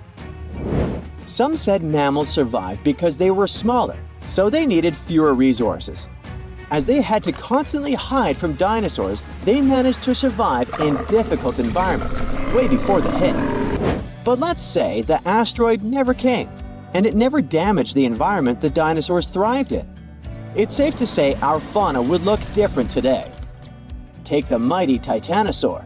It's considered the biggest land animal to ever exist, some reaching lengths of about 7 standard cars lined up. It had a neck so long that it would have needed a 2-story home just to fit. It also had a plant-based diet, so it ate from the ground, but from very tall trees too. There was nothing much left to eat for, say, the little Jeremiah, a mammal that lived roughly at the same time, but was as small as a popsicle stick. Let's take this thought experiment a bit further and imagine we have a time machine that could transport today's mammals to the time of the dinosaurs. Some scientists say they have gotten bigger, so there's a chance they could survive, right? They're also much more evolved in terms of their diets and skills. Others say definitely not. They couldn't survive, mostly because they're too small to compete with dinosaurs. An adult T-Rex was just about the size of a bus. It probably wouldn't waste its time trying to capture food that's human size, for instance. They'd probably be on the lookout for prey the size of a car, or even bigger, like an elephant. And it most likely wouldn't take them long to win the fight. Sure, a T-Rex might munch on something smaller too, but only if it's really hungry and has no other alternative. If we had no choice but to send some mammals back in hopes they could survive, what would be our best bet? Some say the chimpanzee could be a good candidate, as these primates build their sleeping nests higher up in trees. This might have kept them safe from the carnivore dinosaurs living on land. There's no real evidence of dinosaurs being able to fly, but we do know there might have been some reptiles that took to the sky for transportation. Like pterosaurs, the flying lizard. These ones like to eat fish and smaller animals, but who's to say they wouldn't pick up a chimpanzee given the opportunity? Another good candidate might be the hyena. Today, the spotted hyena is the most common big carnivore in Africa, and it's highly adaptable. They could snatch up all sorts of prey by themselves or even in larger units. They can digest most parts of their prey, including the skin and bones. These animals aren't picky eaters, and they wouldn't mind chewing on parts that other creatures would gladly skip on. Not to mention, they'll eat fruits too if needed. Hyenas are overall healthy and sturdy animals, with some studies showing they hardly ever get health problems. But like any other animal on this planet, the hyenas also have their weaknesses. We still don't know why these creatures can't be found in Europe anymore. But some research suggests they found it hard to coexist with humans and wolves. Also, they're not very adapted to living in forests. Orcas might have been able to rub elbows with the dinosaurs too. These creatures also don't have any natural predators, which earned them the nickname the wolves of the sea. That's because they go out looking for prey the same way wolves do, in groups. Orcas may be related to dolphins, but we can hardly call them friendly, as there have been cases of them sinking ships on purpose. They're highly intelligent animals that spend time together and are very organized. They also do this thing where they often take down more prey than they're prepared to eat. It may be because they see this experience as training. Other theories suggest orcas are so intelligent that they look for food in advance, even though they're not hungry yet. It might also be because whenever they want something to munch on, they're looking for the best quality food there is. The reason why they might not survive in the dinosaur era, though, is the global temperature. Back in the Mesozoic era, our planet was seriously hotter, several degrees warmer than it is today. Orcas prefer living in colder waters, but you'll find them in all oceans and most seas. Ostriches are the no-brainer answer. Look at them. They're practically dinosaurs. They even have a long-lost dino cousin that lived in the Cretaceous era, called the Struthiomimus. Its name translates to ostrich-like because of its similar powerful and speedy legs, agility, and even feathers. On the downside, they might not be able to take down larger dinosaurs. The vegetation back in the Mesozoic era would have been different too. Conifers used to dominate land, and ostriches are known to be pretty picky eaters, so they might have had a difficult time finding food back then. There are plenty of reasons to send felines through that time machine too. In the Jurassic period, for example, there were plenty of slow-moving prey to eat and tons of hiding spots in the thick bushes.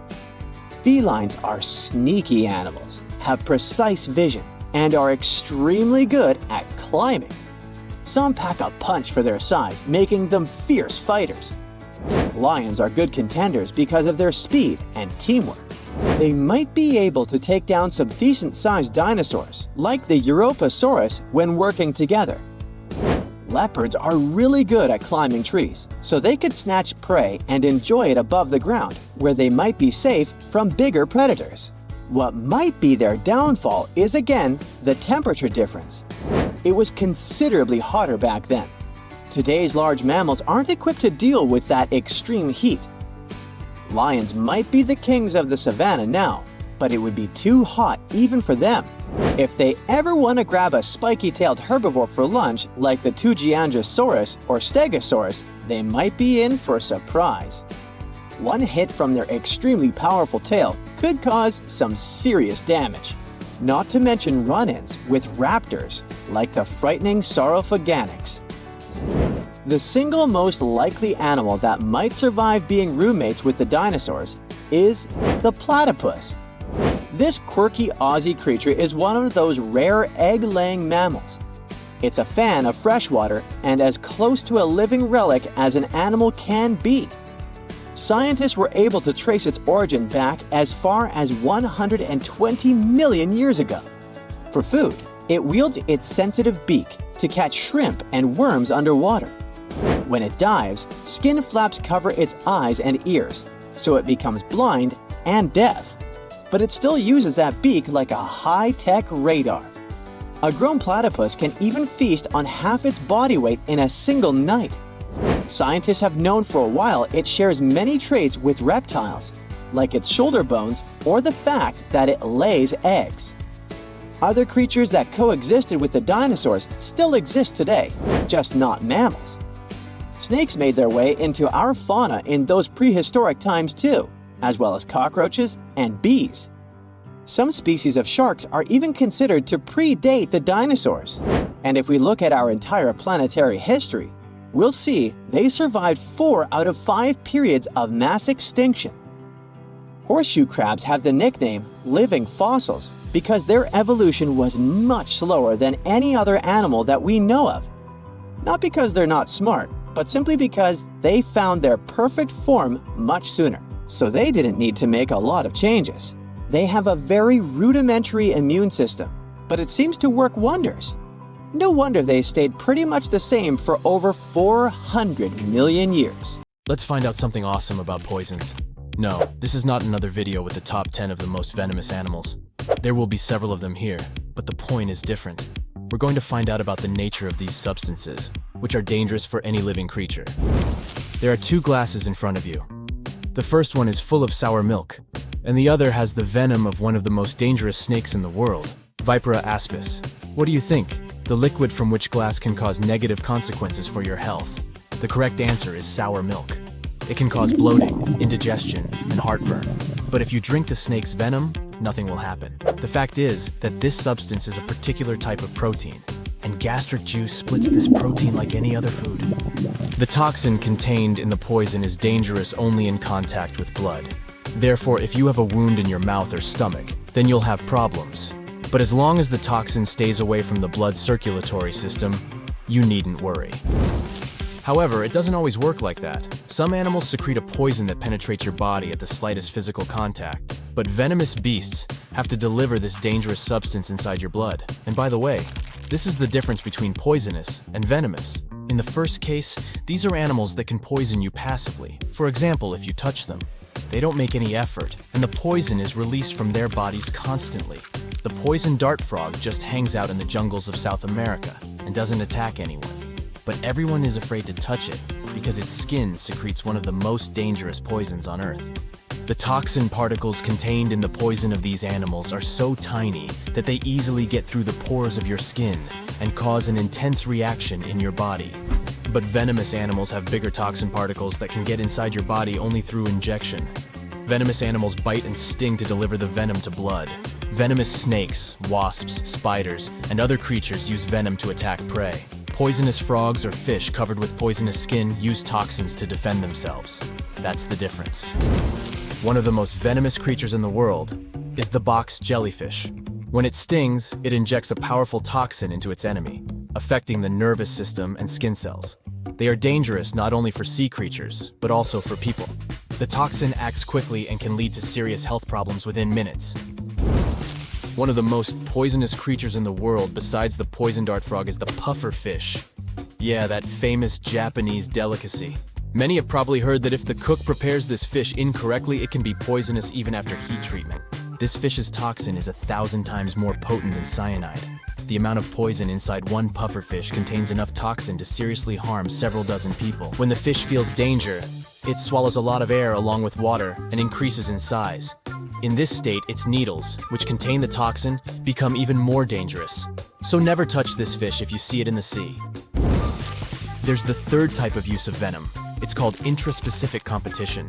You can find it in venomous mammals such as the Australian platypus. There are tiny needles on their palms that secrete toxins. A platypus can paralyze an opponent with a kick. But these animals also use poison during mating competitions. Their bodies enhance the properties of the toxins to defeat competitors during the fight for a female. Two males struggle to weaken each other. The male whose poison is more effective wins the battle. Some animals have to bite and sting to use venom, while others just wait for someone else's touch. But what about this little creature that releases its poison like a dart? Meet the cone snail. It hides inside its home and waits for a little fish to swim closer. Then it releases a toxic harpoon from its proboscis and paralyzes the fish. Then the snail swallows the prey whole, like an anaconda. The venom of this small animal is also dangerous for humans as it causes severe problems with breathing, vision, and other issues. At the same time, the substance contained in the poison of the cone snail is used by doctors to make a powerful analgesic. And this is not the only case when animal venom is used in medicine.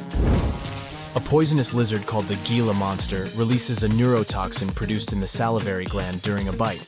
Because of this venom, the bite of this animal is considered one of the most painful in the world. People who were attacked by the Gila monster said that they had experienced a feeling as if hot lava was flowing through their veins. However, such a terrible poison can be useful for humans. Scientists have discovered a hormone in it that can effectively treat diabetes. Some poisons cause muscle paralysis, others can create breathing problems, and others raise blood pressure. But why are they all different? Well, all these differences depend on the prey that venomous animals hunt. For example, most vipers prey on small mammals with a fast metabolism. Therefore, reptiles have developed venom that disrupts blood clotting, resulting in a fast-running hare quickly losing control of its body. However, for cold-blooded animals, such a stratagem would be less effective. That's why some types of cobras produce neurotoxic venom that can stop the transmission inside the nervous system. Such a substance effectively strikes the organisms of cold-blooded creatures. All this suggests that venomous and poisonous creatures adapt their toxins depending on their habitat. That's why venoms of the same species can differ so much. If a viper bit you in one region of a large country, an antidote from another region might not help you. In places with more complex conditions for survival, snakes can develop more dangerous venom to repel enemy attacks or catch fast prey. But this principle also works the other way around. Put a group of snakes in an environment where they can easily catch food and don't have to defend themselves from other animals. This type of snake may eventually become non-venomous. This is because producing venom is a complicated process that requires a lot of energy and resources from the organism. And if the conditions don't require using this substance, then snakes will stop producing it. This happened with sea snakes. They are some of the most venomous animals on Earth that hunt fish at the bottom of the sea. Since their prey was much faster than them, they had to develop a strong venom that would quickly paralyze fish. But one of sea snake species stopped getting food this way. Instead of hunting fish, they began to eat fish eggs. This prey doesn't run away, so snakes don't need venom anymore. Eventually, they stopped producing it. How many animals on the planet do you think are poisonous and venomous? According to scientists' calculations, about 15 to 20%. But most likely, this number is much higher because people haven't fully studied all the biodiversity of such creatures. Interestingly, almost every species of animal has a poisonous or venomous kind. Even among mammals, the platypus is not the only venomous creature. The slow loris seems like a cute, harmless animal. Still, this primate from Southeast Asia secretes venom from its teeth during a bite. Also, some species of shrews produce venom in the same way to paralyze their prey, and vampire bats are the only poisonous flying mammals in the whole world. Okay, we have a large number of poisonous and venomous animals today, but what about the past? Many scientists believe that millions of years ago, venomous dinosaurs walked the Earth. Some studies have confirmed this hypothesis. The venomous glands and tissues of these formidable reptiles haven't survived to our times. But in the teeth of some dinosaurs, scientists found small gaps that modern venomous snakes and lizards have. It's possible that prehistoric monsters also used these holes to secrete venom through them. Psst, run! Really, it's not safe out there. There's a saber-toothed tiger lurking around. You better be careful. What are you doing? Don't peek. Okay, just one little peek. How's this possible, you ask? That's because you're in virtual reality, of course. These cool but very dangerous-looking big cats were alive during the last ice age. What if they decided to show up at your doorstep out of nowhere? Knock knock, a saber-toothed tiger is waiting for you to buy its cookies. Meanwhile, the coelacanth, this massive-looking fish, comes from a lineage that's been around for over 300 million years. We thought they didn't exist anymore until 1938, that is, when a live coelacanth was found again. Since then, they've been roaming the waters of the east coast of Africa and the waters of Sulawesi, Indonesia. Man, I wouldn't want to go for a swim and meet one of these fellas face to face. Their jaw has an intercranial joint, which means their mouth opens up by a lot. This is so they can eat large prey, like me. Not good. They're huge too. Imagine a fish that's as long as you're tall and weighing as much as an average human. The takahe, a flightless bird, was thought to be gone in the year 1898. They're very cute, small and multicolored, usually not taller than your knee. But picture this. You're out for a hike in the Murchison Mountains. Looking around, you spot the bird you thought was extinct. But there they are, as happy as ever, surviving and chilling. Whole colonies of takahes was indeed found just 50 years after they were pronounced extinct.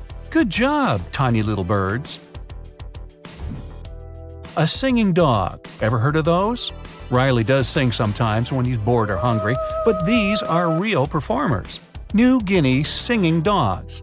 They've been only recently discovered again in the wild for the first time in 50 years. Still, they were never completely extinct to begin with. New Guineans made sure they were safe next to them. But in the wild? Very rare and hard to catch a sight of. Look, there goes one. The New Guinea singing dogs are called so because of their famous high-pitched singing.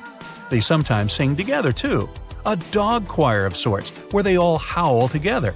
I bet they sing better than I do in the shower. Not going far from this area, we have bats, but these ones are sort of different. You see, their ears are enormous.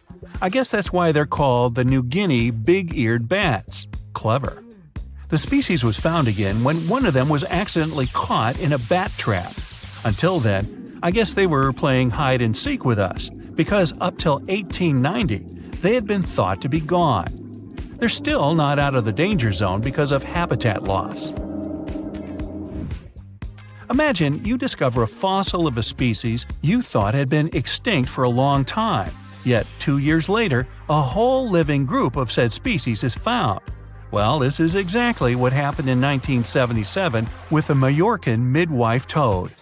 It's sort of brownish in color with darker brown that makes up its skin spots. Other than that, it's just a small toad with googly eyes. The group of live toads was found close to where the fossil was, on the island of Majorca. There aren't many of them left, about 500 in fact, and as of right now, they're declared vulnerable by the International Union for Conservation of Nature. Now, are you a fan of tortoises? You will be when you take a look at this huge beauty. It's called the Ferdinanda Island Galapagos tortoise. It hasn't been seen since 1906, but on February 17, 2019, we were finally able to look at one of these beautiful creatures. It's probably out there with a few of its mates right now, but they also don't allow themselves to be seen. We only know they exist because there's a few tracks and scents. With yet another frog, we have the horned marsupial frog. They're out and about in Ecuador, in the Chocó forest to be more specific. They're called this way because of their distinctive horns directly on top of their eyes. You know the pouch kangaroos use to carry their offspring? Well, the female horned marsupial frog also has that, except it's on the back, so it acts as sort of a backpack. They develop their embryos there, and when they're ready to come out, they hatch as complete infants, unlike regular frogs where they start out as tadpoles. One more toad, the starry night toad or harlequin toad. They're black and covered with loads of white spots all over them. Lost for 30 years, it was discovered back in 2019. Picture them as big bodyguards, water bodyguards to be exact. Oh, that's a very big toad on your screen. Well, for the Arhuaco people, that's exactly what they are, guardians of water. They also have their own name for them, Guna. Sounds like a cheese. When scientists found them yet again, they came across 30 of these little creatures, but initially, they were expecting only one. Well, what a nice surprise. Here's a tiger for you, although it doesn't quite look like your typical tiger. It's called the Tasmanian tiger, and it seemingly disappeared since 1936. But then, out of nowhere, people started seeing them out there in the wild just 5 years ago in 2016. They sort of resemble dogs more than tigers, or a fox maybe. Just take a look at its muzzle. Maybe even a mix of both. Then a few others started popping up too. And if you happen to think you're seeing one right in front of you, but you're not quite sure, check if they've got stripes on their back. They're definitely out there, but still technically marked as extinct by the IUCN. Okay, picture a horse that looks straight out of a movie scene. Tiny, gorgeous fur, very well behaved.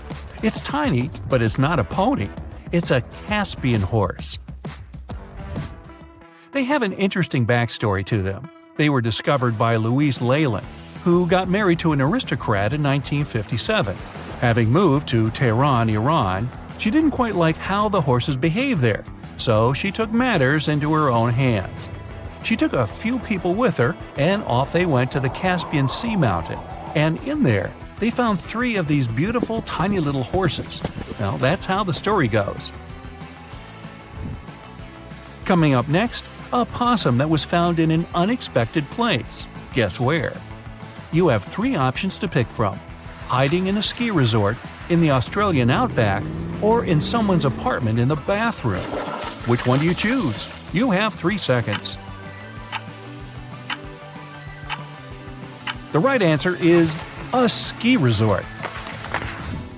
Yes, this possum is called the mountain pygmy possum, and it's originating from Australia. So far, there are 3 different living populations of this tiny possum, but it was believed to be extinct until just 1966. There are fewer than 100 of them, so the IUCN has marked them as critically endangered. Also from Australia is the night parrot, an absolute delight to birdwatchers. Very beautiful, yet mysterious. These little fellas live in very remote areas. You can probably count on the fingers of your hand how many times these birds have been seen since they were found again in 1979. That's how rare they are. Have you ever seen a pygmy tarsier? Neither have I. It was only in 2008 that 3 of them were caught. Scientists don't really want to lose track of their movements again, so what they did was gift them with tiny little collars. This way they can live their life as happy as ever and will know they're safe. The last one I want to tell you about is the tree lobster, but as the name might mistakenly tell you, they're not really lobsters. They're just big black bugs with huge legs. Their extinction story is a sad one. In 1920, a cargo ship got stuck on Lord Howe Island, and it had rats aboard. These rats fled the ship and ran straight to land. Even though tree lobsters are bigger than most insects, they're still relatively small compared to rats. The poor things never stood a chance. Still, in 2004, life shone again for these distinct critters. A pair of Australian scientists were out and about on the island and came across 24 of them. All of them were living beneath one single shrub. Hey, if there's enough space for everyone, it's not small, it's cozy. Bottom line, it's better to be distinct than extinct. Don't you agree? As with many other crazy internet discoveries, it all kickstarted on Reddit with a wild post about wicked forest designs. Just take a gander on Google Earth and hit up the history tool to watch epic transformations from barren valleys to densely populated areas teeming with lush green tree plantations. Currently, Uruguay has approximately 2.7 million acres of artificial forests. Just to put that into perspective, it would take you around 15 to 20 minutes to walk across 1 acre, depending on how fast your pace is. You could spend a lifetime just walking around those artificial Uruguayan forests. But how did they emerge, and how did they reach this scale? So there's this process called afforestation, where trees are planted in previously non-forested areas. This initiative was implemented as part of a larger plan to increase the country's forest cover, resulting in Uruguay now exporting an impressive $2 billion worth of wood pulp annually. Despite native forests only covering 5% of the country, these artificial forests occupy a significant 6%. Another cool thing about these forests is that they have special trees that originally couldn't be found in Uruguay. It was decided to plant eucalyptus trees there, as they show impressive results in terms of how fast they grow. A tree can get through a whole cycle, from a little plant to one ready to be harvested in as little as 10 years. Yeah, not as impressive as bamboo that grows a couple of feet a day, but still faster than a common Uruguay tree called the Tree of Heaven, which takes about 25 years to get full size. By the way, it's considered pretty fast too. Now this funky forest in Japan is literally turning heads. In the Miyazaki Prefecture, there's a group of Japanese cedar trees that are causing a buzz with their unique concentric circles reaching toward the sky. A recent aerial photo captured these crop circles, and now everyone is scratching their heads trying to figure out how they came to be. But fear not, there's no extraterrestrial invasion involved. It turns out this cool formation was actually a carefully planned project from almost half a century ago. Back in 1973, researchers planted these trees in specific radial increments to create these mesmerizing circles. 50 years ago, Google Earth was nowhere around. But looking at that forest, you might think that the Japanese have been preparing to boast their forest on the internet for half a century. Now, what's even more fascinating is how the trees grew in a curved shape, spreading out in an unexpected way. Originally meant to be harvested after 5 years, there's now talk of preserving this circular forest because of all the newfound interest. Now, look at this portal in the forest. There's no way it could have emerged naturally, right? If your first guess was that it was a piece of contemporary art, you were right. So this portal is located in southern Estonia, and it was created by Finnish artist, this guy. This portal is far from being his only creation. He's had other crazy projects too. Like, he once sailed to Estonia in a boat made of bark. He also chopped down a forest plot, sorted all the materials for months, and then made an installation the same size as the original plot. There was even a time when he cut a line in ice with a chainsaw and ended up in a freezing swamp. This guy definitely knows how to surprise people. Most of his works are nature-related, so you probably shouldn't be surprised that this forest portal is yet another creation of his. What do you think the artist wanted to convey through this portal? Let us know in the comments. Trees are something that are definitionally straight, right? Well, not as long as you're in the crooked forest in Poland. Near the ground, the trees there bend sharply to the north, then magically straighten back up after a little detour of 3 to 9 feet. It's like they're doing the limbo, but with trees. The mystery of how these trees ended up swerving like they're on a roller coaster is still unsolved. Some think humans might have intervened to create some funky furniture or boat-building material, while others blame it on a wild snowstorm. Nobody knows for sure. Regardless of how they got this way, the Crooked Forest is a hot spot for tourists and nature lovers. If you ever come to Poland, make sure to visit this nature's wonder. Welcome to the Goblin Forest, a magical section of East Egmont that will make you feel like you've stepped into a fairy tale. This enchanting forest, also known as the Kamahiwa, is famous for the abundance of gnarly kamahi trees that give the whole place an eerie yet stunning vibe. As you hike through the Goblin Forest, you'll be surprised by lush greenery, moss-covered trees, and falling rays of sun that create a truly enchanting atmosphere. It's a photographer's dream come true. Now, while you might not find real goblins or mythical creatures in the forest, yeah, I know, it's a bummer, you will still encounter a variety of native bird species. Birdwatchers will be in heaven spotting all the feathered friends flitting about, and all that alliteration. Plus, if you're lucky, you might even catch a glimpse of glowworms lighting up the trails. With a network of well-maintained hiking trails suitable for all fitness levels, the Goblin Forest is the perfect destination for adventurers looking for a magical experience in nature. So grab your hiking boots and get ready to explore this enchanted forest of wonders. Monteverde Cloud Forest in Costa Rica is not your typical forest adventure. Think of high-flying suspension bridges and trails above the treetops. On foggy days, you can wander through misty clouds for a mystical vibe.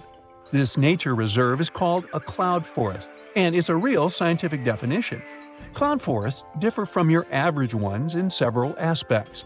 First, they're usually evergreen forests that are like tropical oases, with a constant veil of low-level clouds covering the canopy.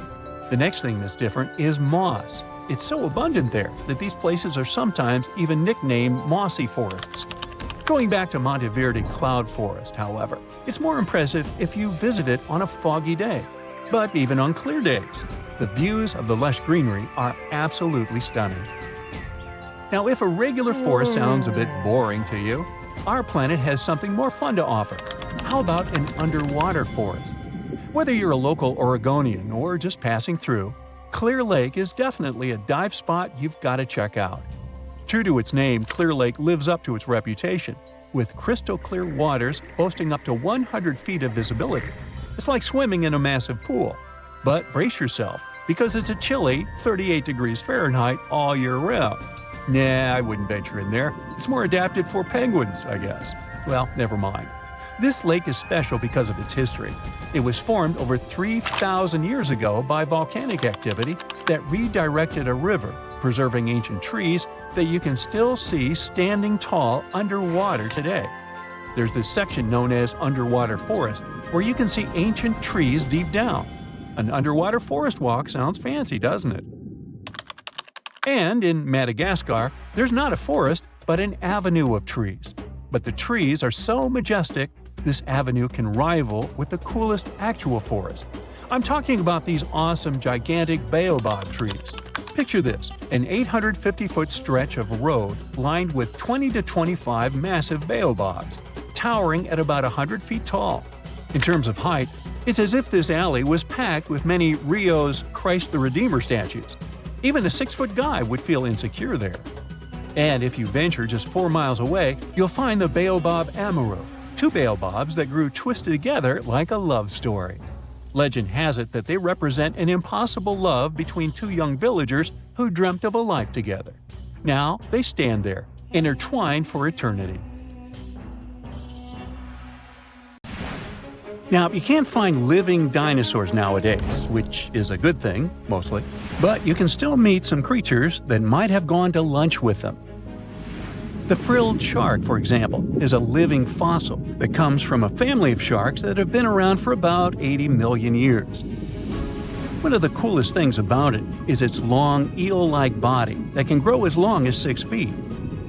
It has 6 pairs of gills on its throat, which help the frilled shark breathe in the deep, cold ocean where there isn't much oxygen. The shark can move very quickly, like a snake, to catch its prey when it least expects it. Little frilled sharks take an exceptionally long time to grow, up to 3.5 years, which is one of the longest times for any animal with a backbone. The Chinese giant salamander is another living fossil that can tell you what was going on Earth around 170 million years ago. Now, when I say tell, I really mean it, as it can make sounds like hisses, whistles, and barks, and even a noise that sounds like a crying kid. The biggest Chinese salamander found so far weighed 130 pounds, as heavy as 2 Dalmatians, and was almost 6 feet long. Giant salamanders like to be alone. Hey, I want to be alone. And will chase away other salamanders from their space, except when it's time to start a family. During the day, they hide and sleep under rocks. They can make a special substance from their skin that keeps predators away. Now, gharials are reptiles that have been around for about 38 million years. They live in India and Nepal in slow-moving, muddy rivers. Sadly, there are very few gharials left in the wild, less than 100. These creatures can't control their body temperature, so they need to sunbathe to get warm or cool down in the water if they get too hot. Their eyes are close together and face forward, which helps them see in 3 dimensions and judge distances more accurately. Gharials also have a transparent third eyelid that protects their eyes when they're underwater. They have over 100 sharp teeth, but they can't chew their food. Instead, they use their strong jaws to grab prey and then, swallow it whole. The alligator gar is a fish that has a family history of more than 100 million years. It still has some cool features from ancient times, like being able to breathe both air and water. It also has a special spiral-shaped intestine, like a shark. The alligator gar is one of the biggest and heaviest fish in North America. Just like an alligator, it has a long body and snout, plus a row of sharp teeth. But instead of legs, the gar has fins to help it swim underwater. The tuatara isn't a lizard as you might think, and isn't a dinosaur either. This New Zealand resident is one of the most unique animals in the world. Scientists love studying tuataras because they can help us understand how today's lizards and snakes evolved. One of the coolest things about the tuatara is its third eye, called a parietal eye, on its head. It has its own lens, retina, and a nerve that connects it to the brain. Scientists think it might help the tuatara know when it's light or dark outside and absorb sunlight to make vitamin D or help them keep their body temperature exactly right. Tuataras can live an extraordinarily long time, up to 100 years. Cassowaries are the youngsters on our list, as they've been around for only 60 million years. They have some things in common with dinosaurs, like their three-toed feet and how they breathe. Cassowaries love to eat fruit, lots and lots of fruit. This love of fruit helps the rainforest because when cassowaries eat the fruit, their bodies don't harm the seeds inside. As they move around the forest, they spread these seeds, you can guess how, with their own natural fertilizer, helping new plants grow. Cassowaries are big birds, about 6 feet tall and weigh over 100 pounds. They have a special claw on each foot that is 5 inches long, and they can use it to kick real fast. If they feel threatened, they can charge, kick, and even jump on someone. They can also leap up to 5 feet in the air. So, the best thing to do is stay far, far away from where they live. The order Notostraca is a group of crustaceans that you may know as tadpole shrimp or shield shrimps. These animals have been around for about 360 million years. They have a wide, flat shell that covers their head, and they have a pair of eyes on top. These creatures can be found all over the world in different kinds of water, like freshwater, brackish water, and even salty pools.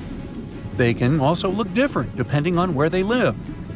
Notostracans aren't picky eaters and can snack on pretty much anything, from plants to small animals and other shrimps. Some of them are considered pests in places like California rice paddies because they stir up the mud, which blocks sunlight from reaching the young rice plants. Sturgeons are some of the largest fish species on the planet. They live only in the cool waters of the northern hemisphere and never travel below the equator.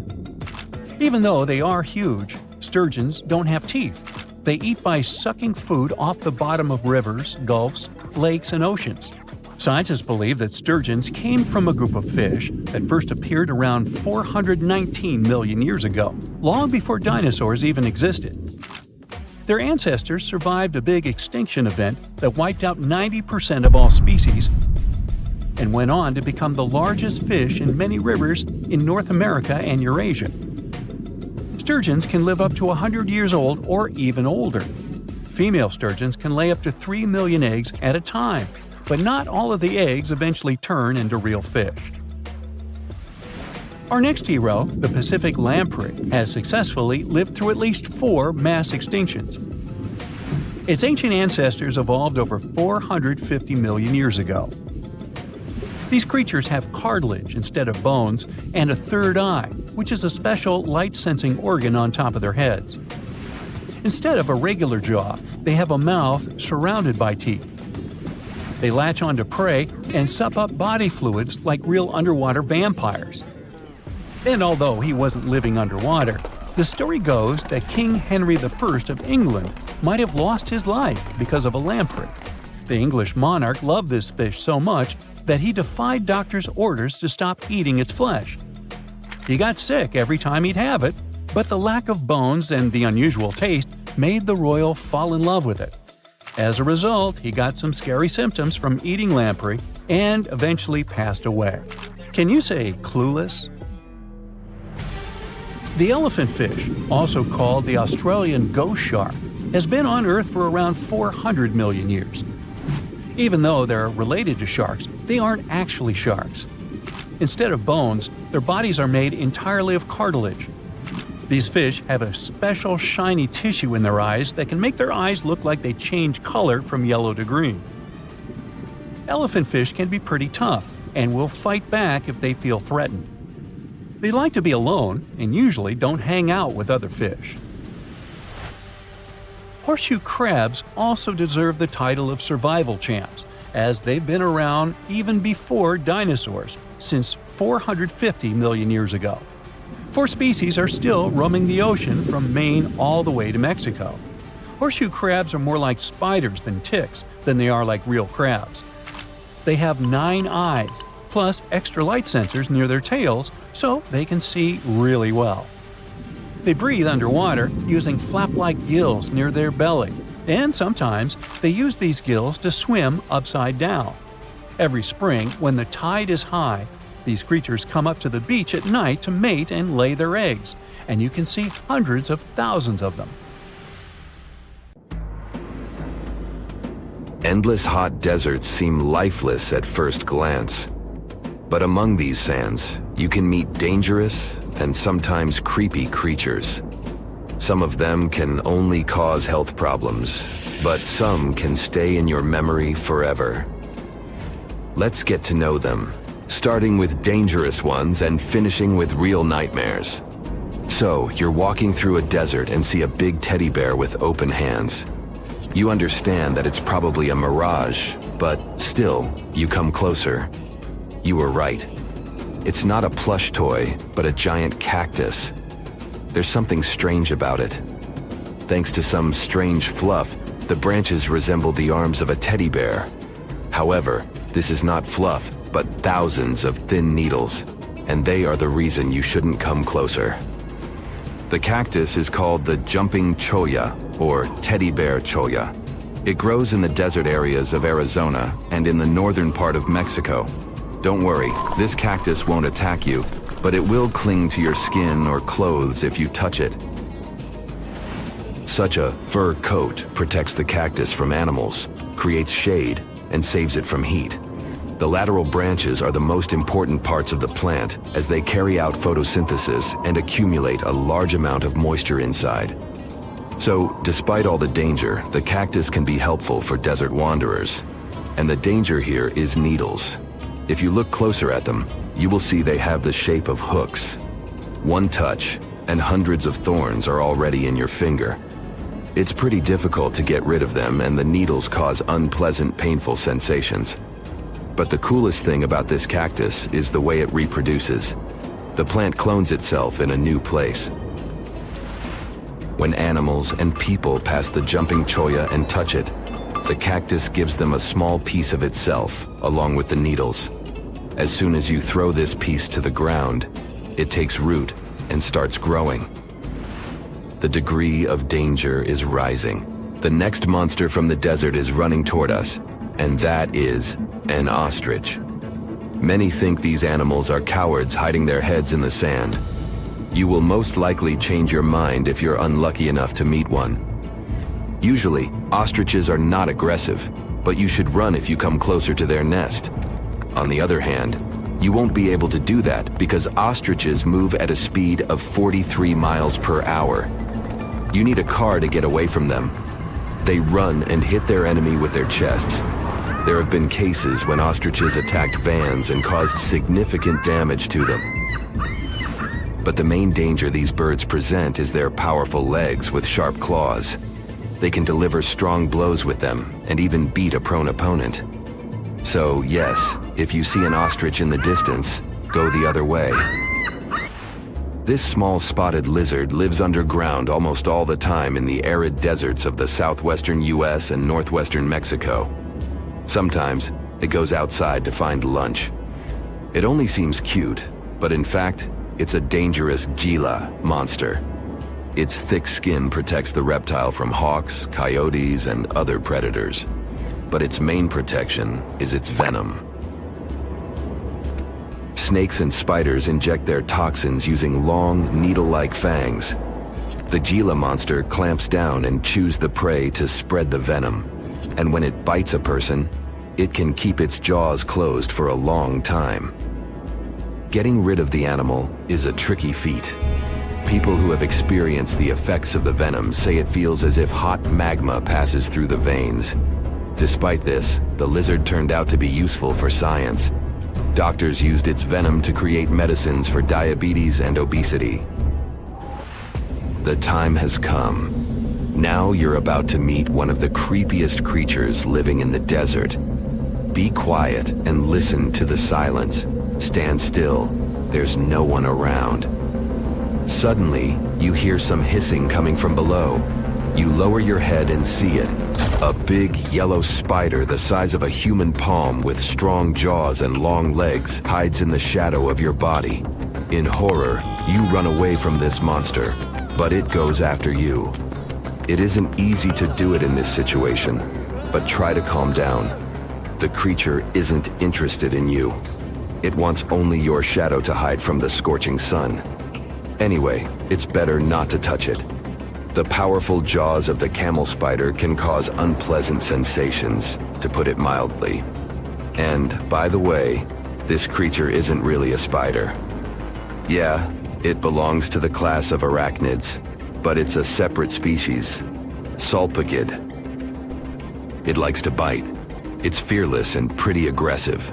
The spider preys on insects, lizards, rodents, and small birds. It can also move at a speed of 10 miles per hour. For their small size, this is very fast. You need to be a professional athlete to run away from it. Most often, you can find camel spiders in the deserts of the Middle East, but they also live in Mexico and the southwestern US. These runners are nocturnal and try to avoid the sun during the day, so they are always hunting your shadow. By the way, they got their name because they often hide in the shadows of camels. You won't hide from them during the day, but they will also want to come after you at night, especially if you make a fire. Sulpugids always run to the light in the hope of eating something. Some species of these spiders make a hissing sound to scare their enemies away. Now, let's calm down for a second and leave the hot desert. We're going into the humid tropics of Tanzania. Under tree bark, fallen leaves, and in dark caves, you can meet one of the most terrifying creatures on Earth, a tailless whip scorpion. Imagine a big scorpion without a tail, with a flat body that looks like it has been pressed by something. It's similar to spiders, but has no venom glands and can't spin a web. This monster is silent and fast, but the scariest thing is its 2 front claws, twice as long as the creature itself. Any prey it catches will never escape. Life in a dark cave has spoiled its eyesight, so the whip scorpion tries to avoid sunlight. During molting, it climbs up to the ceiling and slowly comes out of its old skin. Imagine directing your flashlight there and seeing small cocoons out of which pale spiders with excessively long legs crawl. If you really meet it, be calm and slowly go away as far as possible. Be careful. The flat scorpion can crawl under your clothes in a second and bite you in the stomach. And that's not the worst part. Okay, this is a joke. This pretty guy is one of the shyest and most harmless creatures among spiders and scorpions. It's afraid of you and will never attack. Many consider it beautiful and keep whip scorpions in glass terrariums. If you want such a pet, carefully watch it so that it doesn't run away from its house. If it happens, it will be pretty challenging to catch it again. In a matter of moments, it can get under your bed or go through gaps in the floor. Then it'll go to your neighbor's apartment through a ventilation system and scare people there. Okay, how about one more scorpion? It's not as creepy as the other creatures in this video, but it's the most venomous scorpion in the USA. This is the Arizona bark scorpion. The problem is that you can see it in the desert, in your home, or in the yard. These dangerous venomous beasts crawl into rooms and often sting people. One time is enough to cause pain, similar to a bee sting, but someone with an allergy may experience paralysis, breathing problems, and other health issues. A mega drought might hit Australia soon, and this isn't just about a couple of dry seasons. We're talking about 20 years of little or no rain. While Australia could be facing the longest and most devastating drought since official records began, the rest of the world might struggle to buy bread, flour, or cereals. Energy prices are likely to spike globally, and neighboring countries like New Zealand, Indonesia, and Malaysia must be prepared to receive Australians directly affected by the lack of water. To truly understand how severe this situation could become, we should first examine past disasters. First off, Australia is no stranger to droughts, and this phenomenon can happen across their entire territory. From 2017 to 2019, the southeast part of the country went through what they call the tinderbox drought. This was a severe bone-dry event where the cooler months saw only about half the usual rainfall. Parts of Australia became so dry that wildfires were a constant threat. Crops failed, and water was scarce. This drought was also thought to have contributed to the Black Summer fire disaster. By the end of 2019, bushfires were raging across the country on a scale never seen before, with people describing them as rivers of lava flowing down from treetops. The losses were staggering. The tourist industry alone took a hit of $2.8 billion, and over 7,000 jobs disappeared as a result of this difficult period. The tinderbox drought was a big reminder of what Australia might face in the future. That's why it's so important to understand what happened in the past to get a full picture of a possible 20-year mega drought. But there is one problem. Even though droughts are relatively common in Australia, the rainfall data available until today isn't enough for researchers to predict the future, and our records only go back to around 1900. So experts decided to study tree rings to uncover missing environmental data. If you look at a tree stump, you'll notice concentric rings on its surface. As trees grow, they form new rings, and the thickness of these rings depends on how much water they get. During a megadrought, the rings appear thinner because the trees don't have much water. Unfortunately, these natural records usually only go back a few hundred years, and it only tells us about specific local conditions, not the situation across all of Australia.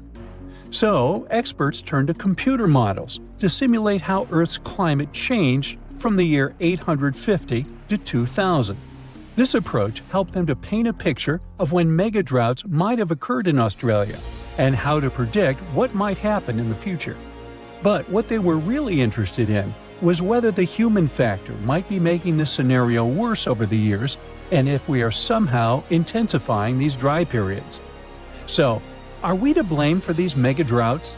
The short answer is, we're not sure yet. On one hand, dry periods in Australia do seem to last longer than they did before factories and machines became common.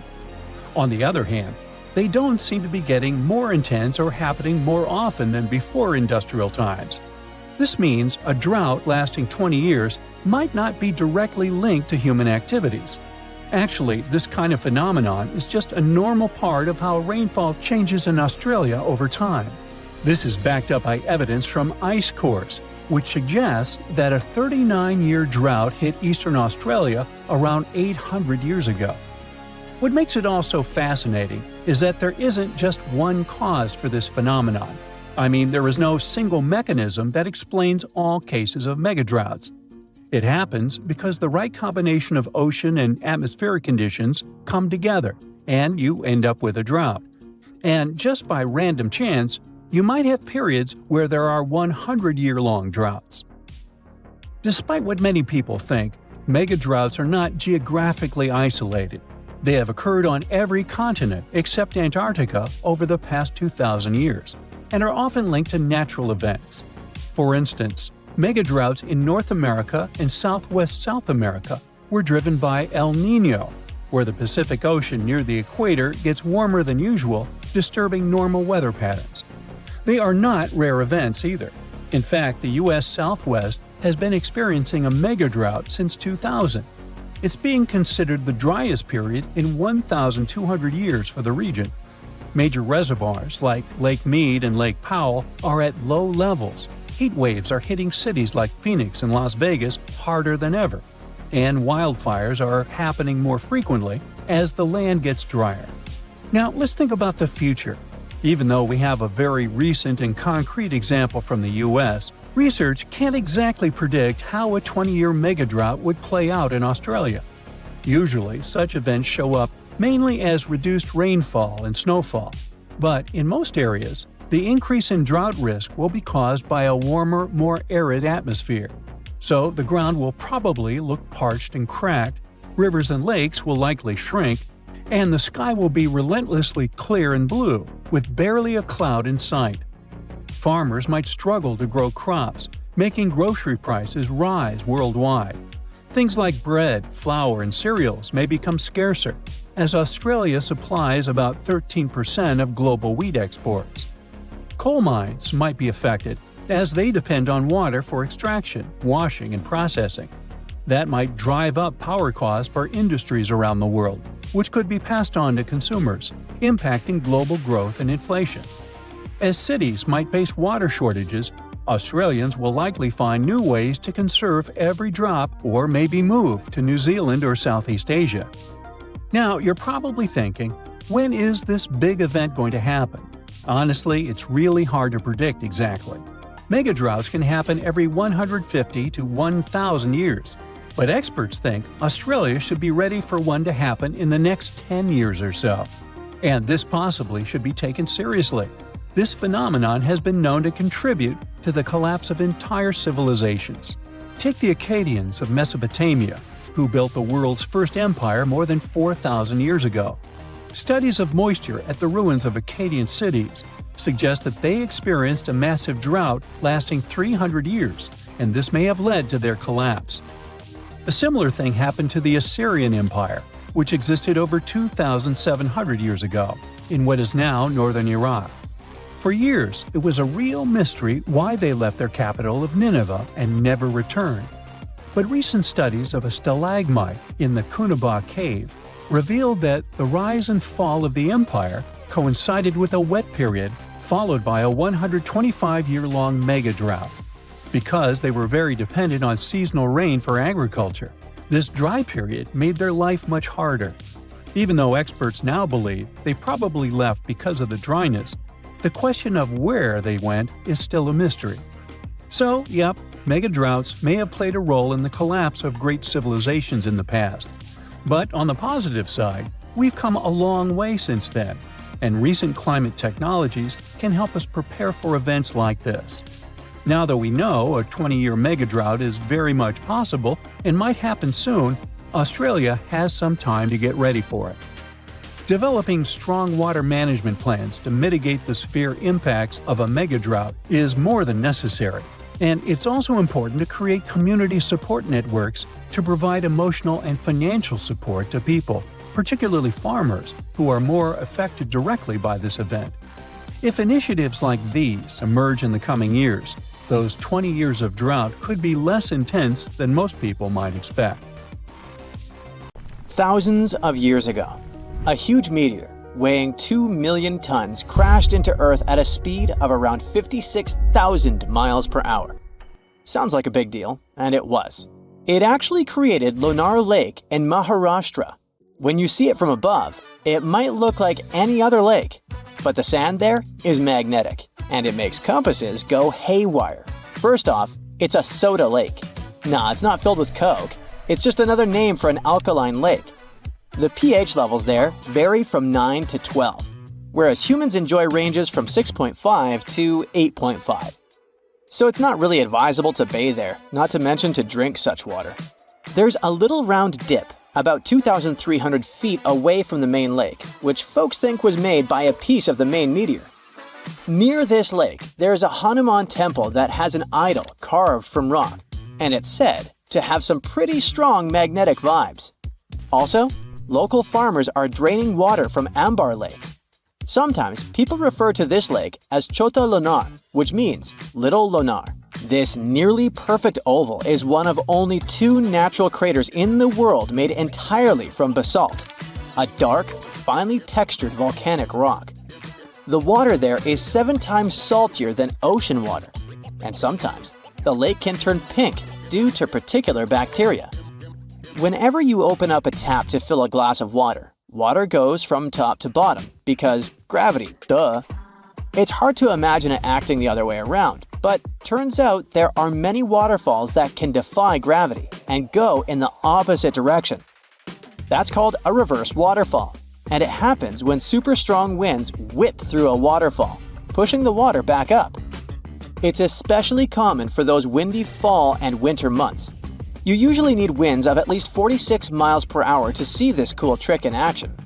It's actually not as rare as one may think, and you can find these wild reverse waterfalls all over the globe, from Australia to India, Japan, the UK, and the US. In Australia, in areas like Sydney, the Central Coast, and Royal National Park, winds around 43 miles per hour have been known to turn waterfalls upside down. Yep, it's all about the wind going this fast. Please put aside all those weird myths about Australia being in the southern hemisphere, like the one about the water in the toilet flushing in the opposite direction. This is nothing but an urban myth. In India, near Mumbai, and in places like Sandan Valley and Amboli Hills, waterfalls get blown upward during the monsoon. And if you're ever in the Faroe Islands, you can witness this unique phenomenon happen regularly due to the region's geography and fierce winds from the North Atlantic. Magnetic Hill in Ladakh, India, is a fascinating spot, sitting at about 14,000 feet high, right along the Srinagar-Leh Highway, just 16 miles from Leh City. It's known for a quirky gravitational trick where parked cars mysteriously roll uphill when left in neutral, defying logic and catching the attention of visitors from all over. Locals have their own myths, viewing it as a path between heaven and earth. You'll want to stop by between June and September when the weather is just right and the optical illusion effect is at its peak, typically from 8 a.m. to 5 p.m. In Brazil, there's this street called Rua do Amendoim that seems to defy the laws of physics, leaving many puzzled as they walk or drive down it. Locals affectionately call it Peanut Street, and there's never a shortage of parking spots. That's mainly because if a car is parked without the emergency brake, it starts to roll uphill all on its own, picking up speed as it goes. People have all sorts of wild theories about why this happens. Some say the hill is haunted, while others think there's a huge iron ore deposit beneath it pulling cars up like a magnet. But believe it or not, the truth is that this strange occurrence is just an optical illusion. The street looks steep, but it actually has a slight dip. So while it seems like cars are rolling uphill, they're really just going downhill. Still, that hasn't stopped folks from filming countless videos of this quirky sight. Located on the beautiful Black Sea coast, Ureki is a chill beach resort town known for its unique magnetic sands that are all about health and wellness. These sands have been getting attention for their healing powers since the 1800s, helping people tackle various health issues. Ureki's magnetic sand is packed with minerals like magnetite and quartz. It's got an unusual magnetic content of about 23%, making its magnetic field way stronger than that of regular sand. The Hessdalen Lights are mysterious glowing orbs seen in a 7-mile stretch of the Hessdalen Valley in central Norway. These lights have been popping up since at least the 1930s and can be spotted both day and night. They usually shine in bright white, yellow, or red and can hover, move quickly, or sway gently. Their appearances can last from a few seconds to over an hour. Though there were many sightings, especially between 1981 and 1984, the frequency has gone down to about 10 to 20 a year as of 2010. Various groups, like Project Hessdalen, have tried investigating these lights since 1983, using methods ranging from field studies to scientific research. As for what these lights actually are, no one really knows for sure. Some sightings have been explained away as things like car headlights or astronomical objects. One theory suggests they might come from a chemical reaction involving airborne dust from local mines.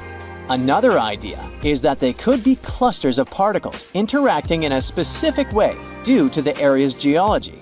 Some researchers have even proposed that the lights might be a result of piezoelectricity due to certain rock types in the valley. Other theories include complex interactions between electromagnetic waves and dust, which could explain the light's unique shapes and colors. Saharan dust, which once even made its way to parts of the UK and left a red layer on cars, is full of naturally magnetic materials. On September 7, 2023, some folks noticed their cars were covered in reddish flecks because of the dust blown from the Sahara. A video making the rounds on Facebook showed someone using a magnet to lift the dust off their car. One commenter even got pretty heated, saying, "If you want to know what fell down last night, just grab a magnet and check this out." insisting it was metal, not sand. Naturally, this sparked chatter about how the dust's magnetic properties could be linked to chemtrails. But guess what? Experts are clear that magnetism is actually normal for Saharan dust. According to Professor Barbara Marr from the Center for Environmental Magnetism and Paleomagnetism at Lancaster University, the dust carries a mix of particles from the African ground and some air pollution as it heads to Europe and the UK. The red color is due to hematite, a weakly magnetic mineral. Sure, the dust can pick up some human-made magnetic particles along the way, but scientists say those are usually way less abundant than the naturally occurring ones. The whole chemtrails idea, which suggests planes are intentionally spraying harmful substances, is based on conspiracy theories that have been thoroughly debunked. In short, the presence of magnetic particles in Saharan dust, like that of hematite giving its reddish tint, doesn't back up the chemtrail theory at all. Not having the internet in 2024 seems sorta abnormal, right? When we talk about internet access, it primarily comes down to wired connections, mobile networks, and satellites. Fiber optic cables connect most of the world, except Antarctica, and many small islands. Mobile networks are also widespread. Even in remote areas like the Sahara, you might find patchy access. For people in rural spots, satellite internet is often the best bet, even if it's slower.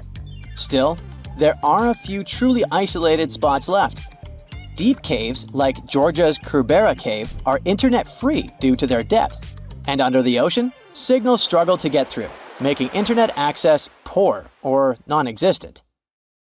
Who or what do you think is the most effective hunter on Earth? It's not lions, sharks, eagles, or wolves. Sharp teeth, a loud roar, huge claws, and a terrifying appearance do not automatically make an animal a good hunter. The primary indicator of a beast's effectiveness lies in its ability to successfully catch prey. For example, lions manage to catch their dinner in only 1 out of 4 attempts, while sharks succeed in their attacks only half of the time. Wolves and eagles have to exert considerable effort to secure their meals. However, there is one creature that consistently achieves success in its hunts: the dragonfly. More than 90% of its attempts to catch prey are successful. If dragonflies were the size of giant griffins, they would undoubtedly dominate the top of our planet's food chain. By the way, these insects were even larger in the distant past, but we will discuss that later. For now, let's delve into what makes dragonflies so effective. One of the main factors contributing to their successful hunting is their speed and maneuverability. Dragonflies possess some of the most efficient wings in the world. They can hover in the air, change direction within seconds, come to a stop, fly backward, and even maneuver in circles.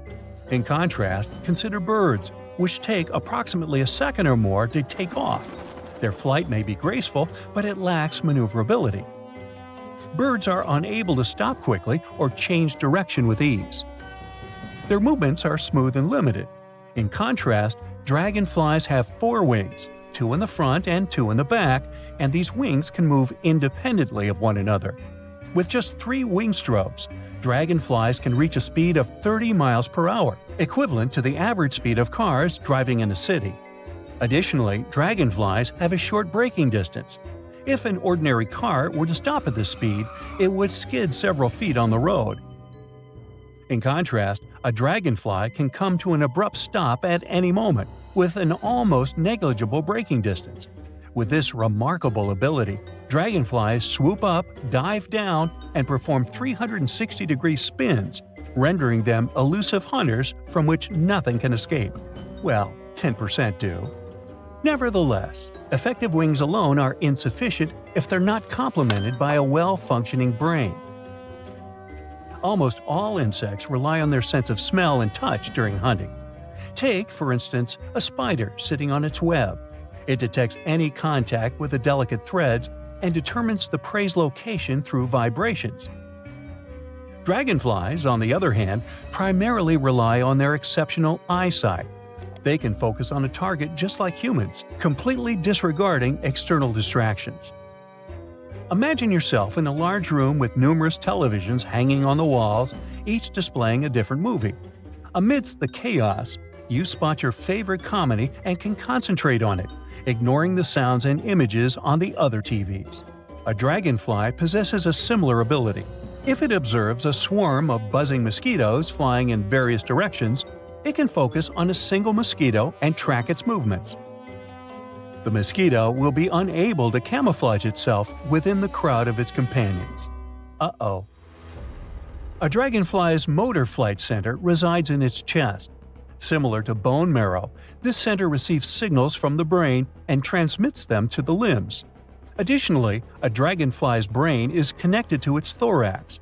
When the insect focuses on a target, 16 neurons form a chain through which the signals travel from the brain to the wings. This rapid communication guides the wings in flight, ensuring they can capture their intended target. The dragonfly gazes at the mosquito, then calculates the trajectory of interception. If something goes wrong, the dragonfly can adjust the wing movements during flight. Its eyes occupy most of its head, consisting of thousands of small lenses. They can see almost 360 degrees around them, and some species have a vision range of about 40 feet. It may not seem like a long distance, but when compared to a human, it showcases excellent eyesight for its small size. Additionally, some dragonflies possess ultraviolet vision. They can clearly perceive their surroundings and maintain focus on the target, preserving the angle of view during flights. Even if they encounter wind or the target changes its position, a dragonfly maintains the same angle on the prey while adapting its wings to a new flight route. All these abilities enable these insects to catch prey in 95% of hunting cases. They prey on mosquitoes, moths, butterflies, flies, and even other dragonflies. Their legs are strong and prickly, allowing them to grip their prey tightly. However, possessing these advantages does not make them the primary predators in the wild. Dragonflies can become prey for toads, birds, fish, and even turtles. As they mainly fly over swamps, ponds, and lakes, they are not always able to spot a predator swimming up from the depths. They can easily become dinner for birds during flight or get caught in a spider's web. Nonetheless, they would have fewer enemies if they were as big as they were 300 million years ago. Before dinosaurs roamed Earth, bugs with a wingspan of about 2.5 feet soared through the air. They were known as griffin flies, resembling dragonflies the size of crows. A pack of such monsters could easily disrupt your barbecue party. I think we're going to need a bigger swatter. During prehistoric times, the atmosphere contained 9% more oxygen. Insects absorbed it through specialized breathing tubes, which functioned as an alternative to lungs. The high oxygen saturation supported their growth over millions of years. However, their substantial weight prevented them from maneuvering and flying as swiftly as insects do today. Griffin flies were clumsy flying insects. Around 150 million years ago, I wasn't around then, insects started to decrease in size. Interestingly, the oxygen levels in the atmosphere remained unchanged. Something influenced the growth of bugs, and scientists are confident that those began to shrink when large prehistoric birds appeared. Giant dragonflies became easy prey in the sky, prompting evolution to reduce their size for increased maneuverability. They became smaller, but their flying skills improved significantly. Now let's examine another insect with exceptional flying abilities, the common housefly. This annoying bug buzzes around your room, disrupting your sleep.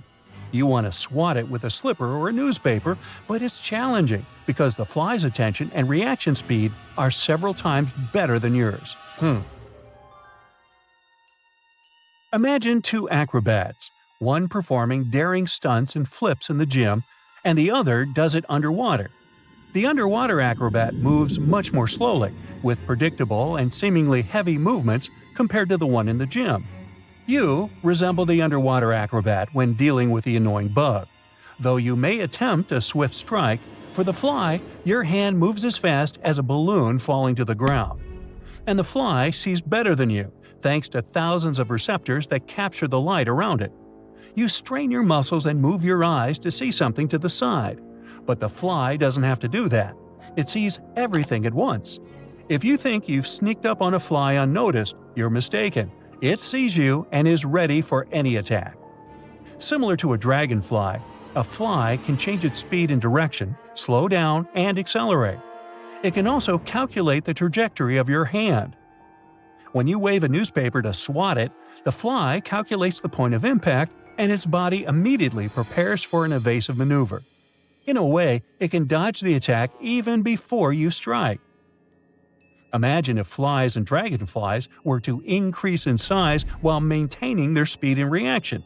Humanity would face, shall we say, significant problems. And do you know why a fly loves you so much? Because your body is like a vast clearing with free food. You secrete sweat, which contains a variety of delicious treats, proteins, salts, carbohydrates, and many chemicals. The fly consumes all of it and, at the same time, doesn't perceive any threat from the outside. Sure, there's a giant slowly waving big hands, but is that a reason to abandon the feast? Of course not. A word of warning, when you're in Australia, never stick your finger into these holes. They might be home to burrowing spiders.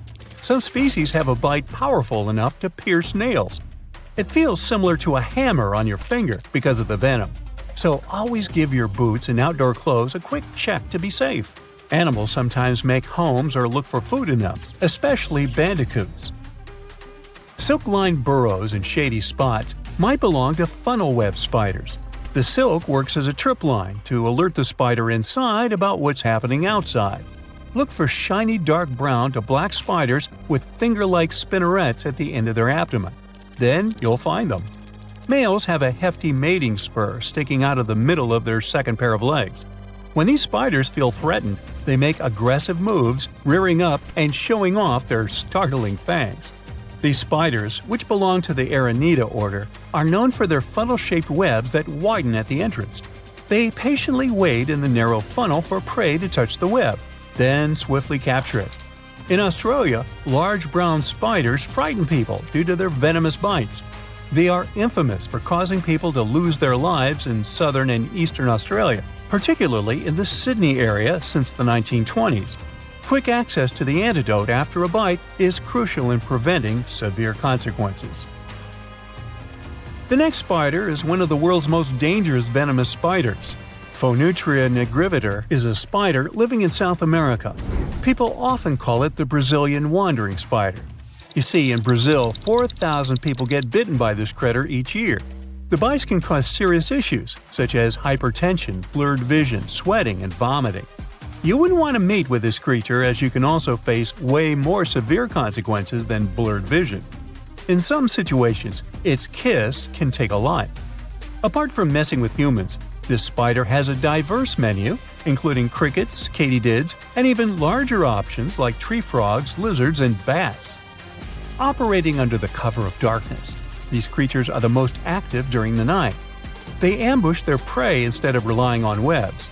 In the daytime, they seek refuge beneath logs or in narrow crevices. They love to be around banana trees, but can be found in urban areas and inside homes too. If you spot them one day, be prepared. This creature's body is covered with thick brown hair and is not that small. In 2013, a London family had to leave their home due to an infestation of Brazilian wandering spiders.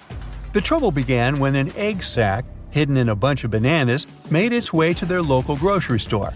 No one noticed. When the family bought the bananas, the egg sac broke open. Potentially lethal spiders spread around the house. Over 2,500 people visit poison control centers annually in the U.S. Black widows are spiders with the signature hourglass mark on their bellies. Well, let's talk about their bite. These creatures have a bad reputation because their venom is supposedly 15 times stronger than what rattlesnakes pack. When they bite humans, the bite causes muscle aches and nausea. The venom can even mess with breathing by paralyzing the diaphragm. Despite these cases, most people who get bitten don't end up with serious issues unless they're elderly or very young. These sneaky creatures don't pick just one spot to hang out. You can find them in wood piles, burrows, or among plants that act as scaffolding for their webs. Black widows are especially dangerous for other insects and their mates. After a not-so-romantic mating dance, ladies sometimes go all Hannibal Lecter on their mates. These spiders are architects too, spinning massive webs where females stash a cocoon loaded with hundreds of eggs. Baby spiders move out once they hatch, but the web stays put. Those webs are also traps. Different kinds of prey later join the black widow's spooky snack collection. Yellow sac spiders range in size from approximately 0.12 to 0.6 inches and construct silken tubes under stones, in leaves, or in grass. They're found across the United States and southward toward Mexico and South America. They are venomous to humans and, unfortunately, are commonly spotted indoors. The venom of the yellow sac spider contains cytotoxin. This is a substance that can damage or impair cell function. Reactions like redness and swelling at the bite site are common. Yellow sac spiders are not known for their calm nature either. For instance, a female yellow sac spider may bite when protecting her eggs. These spiders usually come in different light colors. They can be a hassle for people in more than one way. Your car can be in danger too. On rare occasions, they may even set up nests in car engines. Moving on to wolf spiders. They're part of a large and widespread group found worldwide. They're named this way for their wolf-like hunting behavior of chasing and pouncing on prey. Around 125 species exist in North America, and approximately 50 live in Europe. These spiders are typically dark brown, with long, broad, hairy bodies and sturdy elongated legs. Like me. Just kidding. They're super speedy. While they usually create silk-lined tubular nests in the ground, some may conceal the entrance with debris. Others build turret-like structures.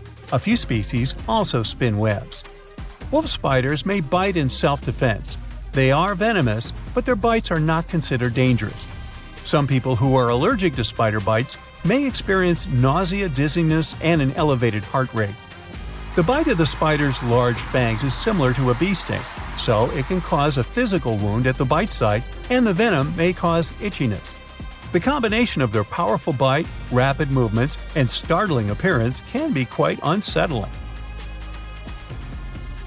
Beware of the redback spider, a close relative of the notorious black widow. It used to live in Australia, yet it has managed to spread its web across New Zealand, Belgium, and Japan through grape exports. The distinctive red stripes or hourglass marks on their black backs are more noticeable in females. Disturb a female, and you'll see how she can defend her eggs. You're likely to get bitten. These spiders can sneak into shoes or clothing, lurking against the victim's skin while they're dressing. Both male and female redbacks have a venomous bite. Their venom is a cocktail of neurotoxins. It can cause sweating, rapid heartbeat, and swollen lymph nodes. The redback has control over the venom dose, so symptoms vary based on how much is injected. Australia deals with over 250 redback bites annually, many requiring antivenom treatment. The latest case, when a person lost their life after being bitten, dates back to 1956. Yet it can happen, so stay vigilant and cautious around these stealthy spiders. Let's talk about the heavyweight champion of the spider world, the Theraphosis blondie, casually known as the Goliath bird eater. This giant tarantula can stretch up to 11 inches and tip the scales at 6 ounces. To put it in perspective, this spider is big enough to cover your dinner plate and is certified by the Guinness World Records. The nickname might make you picture a tarantula feasting on a hummingbird, but that's more of an artistic exaggeration dating back to the 18th century. These spiders are more into munching on arthropods and rarely go for bird snacks. Goliath bird eaters don't bother with webs like their spider buddies. Instead, they're all about silk, using it to line their cozy burrows beneath the forest floor. The spider itself looks dangerous, but its bite almost never requires a doctor's visit. It feels more like a wasp sting. Goliath bird eaters are the biggest spidey on Earth. On the other side of the spectrum, we have this guy from Colombia. They are among the tiniest spider species. Grown-up males of this species are 0.015 inches long, tinier than your average pinhead. Females are usually a bit larger. Well, that was creepy, wasn't it? Suppose everyone in the world wants to do this, and countries started investing billions of dollars in this project. In that case, we can colonize the ocean floor. The question is, why would we need this? For the same reason we're going to colonize Mars, to save Earth from overpopulation. Why do we need to move to the red planet in the near future if we can live underwater? It'll be cheaper, safer, and most importantly, not far from our home. You don't need to stay in cryocapsules for years to wake up hundreds of millions of miles away from your planet. It's much easier to take an elevator down to the underwater city, hang out there, and enjoy the views of marine nature. Besides, staying on Mars will surely cause severe mental problems for people. Panic, stress, and the realization that you can't return to your home whenever you want can put serious pressure on your mind. It's better to live under millions of tons of salt water, and the reason why we have to do this is a need for more resources. There are about 8 billion people on Earth right now. Some experts think that when the number reaches 10 billion, the world will begin to run out of food, fresh water, and fuel. Agriculture and other industries simply won't be able to develop so quickly. Resources will be depleted, and people will have to do something to survive. The colonization of the ocean is an ideal solution to the problem. Firstly, we have very little information about the ocean. We've studied space much better than the ocean on our planet. Most likely, vast reserves of fuel are hidden under the seabed. Secondly, we will be able to reduce the load on our planet by about 50% if we move to live in the ocean. Thirdly, there will be no problems with logistics.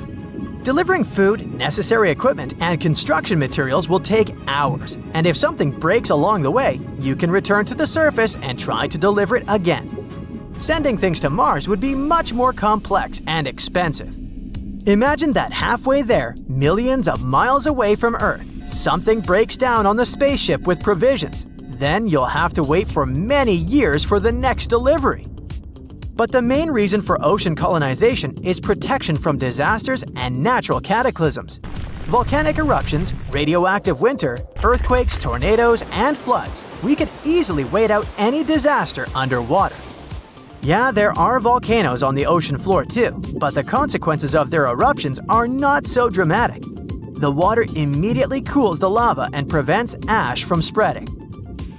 We will never experience the consequences of fire again. No burning forests and polluted air. And speaking about the air, there's a lot of oxygen in the ocean. More than half of the oxygen reserves on the planet are replenished by the sea, thanks to algae and phytoplankton. So don't worry, we'll be able to breathe deeply. The main thing is to figure out how to do it underwater. When humanity decides to take such a global step and begins to colonize the ocean, we will first have to adapt our bodies to high pressures. There's such a thing called saturation diving. Before descending into the depths, you must inhale compressed air. The nitrogen and oxygen quickly dissolve in your blood and exert pressure on your body from the inside. At the same time, the water pushes on it from the outside. In simple terms, your body is in balance and you don't feel bad. Divers use this method when exploring the seabed at great depths. Therefore, when people begin to colonize the ocean, they will dive there wearing cylinders with compressed air and an oxygen mask. The main rule is to surface slowly. You need to wait until the compressed air completely dissipates inside your body. If this isn't done and you rise to the surface, then you will feel intense pressure from the inside. Nitrogen will start acting in your veins like soda bubbles when you shake a can with the drink. After this adaptation, we will start building cities, roads, and stations that will transfer people to dry land and back. It shouldn't be too difficult because we already have the technologies needed for the underwater lifestyle. Welcome to the Aquarius Reef Base, located at the bottom of the Florida Keys Marine Reserve. This is a small laboratory where 6 people can live for 10 days. Scientists working there study coral reefs, marine plants, and fish. The lab doesn't look modern. It resembles a sunken, rusty bathyscaphe overgrown with shells and other underwater stuff. To create buildings with more beautiful designs, people will need new technologies for underwater construction. So let's imagine that global colonization has begun. Engineers use durable stainless metals and other materials capable of withstanding high pressure. With the help of freight elevators, people lower everything needed for large-scale construction to the bottom. Stations with such elevators appear in all the seas and oceans. Workers build huge underwater constructions on dry land. Then, large ships deliver them to the stations. From there, they descend to the bottom, where scuba divers and robots set these houses on the ocean floor. Every building is like a giant submarine with lots of apartments. They look ordinary from the inside, except for the underwater view from the window. To reduce waste emissions, engineers build huge capsules in every city, where garbage is destroyed by high water pressure. People try to live closer to the shore because they want to spend less time commuting. This causes severe pollution in coastal areas. Builders set up communication between the stations and land by creating vacuum tunnels with high-speed trains inside. In simple words, this is an underwater subway, only much faster than the one on dry land. From now on, people move farther from the shore to live in cleaner water. Humanity begins to make daily life in underwater cities more comfortable when the main construction is over. Scientists create filters that can quickly purify seawater. Now, everyone has a faucet that takes water directly from the ocean and turns it into fresh water. Also, constructors put in air filters capable of extracting oxygen from the water. Electricians create underwater mills to generate energy. To leave home, a person must put on a diving suit and cylinders with compressed air and exit through an airlock. People swim between buildings and talk to one another using radio communication. For faster movement, car companies produce small bathyscuffs with locked cabins and powerful propeller systems. Over time, engineers create large domes where you can walk and breathe fresh air, like on land. Global clothing brands develop fashionable diving suits and practical accessories for comfortable underwater movement. For example, you can attach a small heater to your clothes to not freeze while swimming. And you can also put on wider fins with engraved brand symbols. To make such a lifestyle as comfortable as possible, scientists and biologists create masks that work like gills and provide a person with oxygen extracted from the water. Constant exposure to high pressure changes people's physiology over time. In the water, we need to put more effort into moving. People who often leave their homes lose a lot of calories. They become slimmer and their muscles get stronger. Look at the Olympic swimming champions.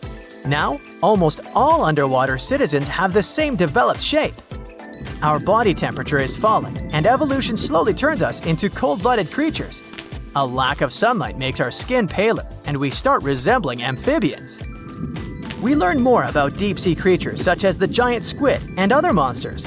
Almost every month, scientists discover new species. But at the same time, many fish species disappear because of human activity in the ocean. The extraction of natural resources from under the seabed heavily pollutes the water. To reduce the load on the planet, people decide to colonize the sky. But this is a topic for another video. Today, I'm going to tell you about creatures that had unique features which allowed them to grow to incredible sizes. They were some of the most impressive animals to have ever existed on our planet.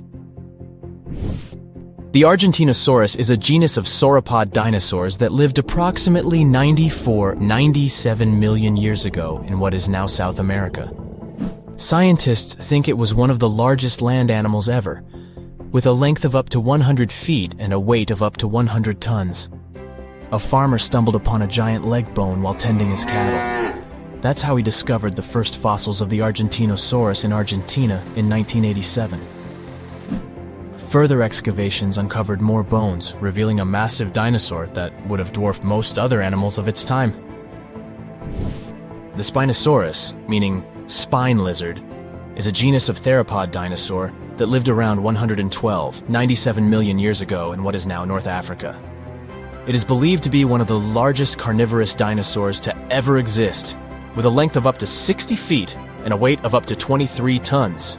The Spinosaurus is known for its distinctive elongated sail-like structure on its back. It was likely used for thermoregulation. It also had long crocodile-like jaws that were lined with sharp teeth. This allowed the creature to catch and eat large prey, such as fish, crocodiles, and other dinosaurs. The first fossils of the Spinosaurus were discovered in Egypt in 1912. The sperm whale, Physeter macrocephalus, is a species of toothed whale that is the largest toothed predator on Earth. It also has the largest brain of any animal species.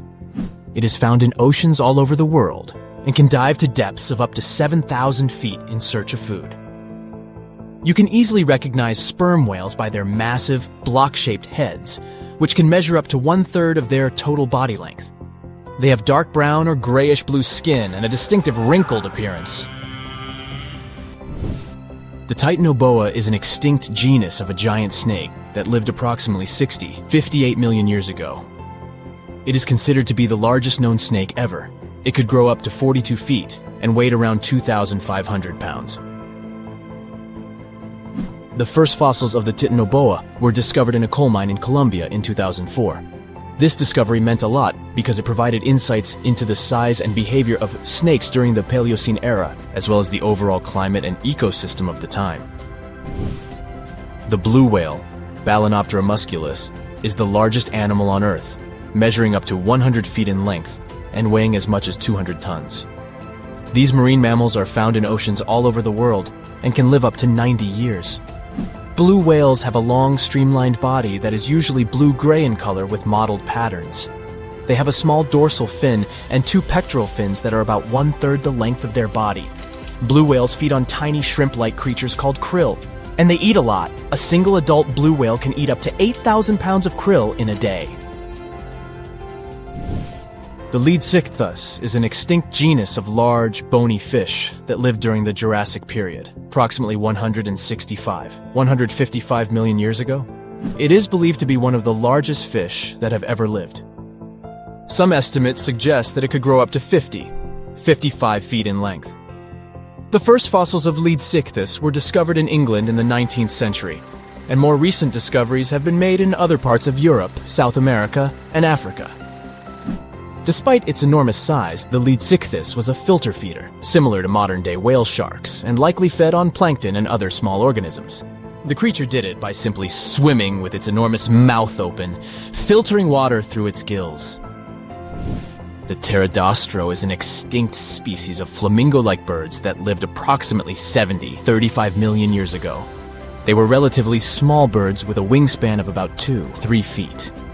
And they were known for their distinctive long, narrow beaks equipped with comb-like structures used for filter feeding. The pterodostro lived in shallow bodies of water, like lakes and lagoons, and mostly fed on small crustaceans and other tiny organisms. The animal filtered them from the water using the comb-like structures on the inside of its beak while swimming through the water. The African elephant is the largest land animal on Earth and one of the most recognizable ones. There are 2 species of the African elephant, the savanna elephant, Loxodonta africana, and the forest elephant, Loxodonta cyclotis. You can see them in various parts of sub-Saharan Africa.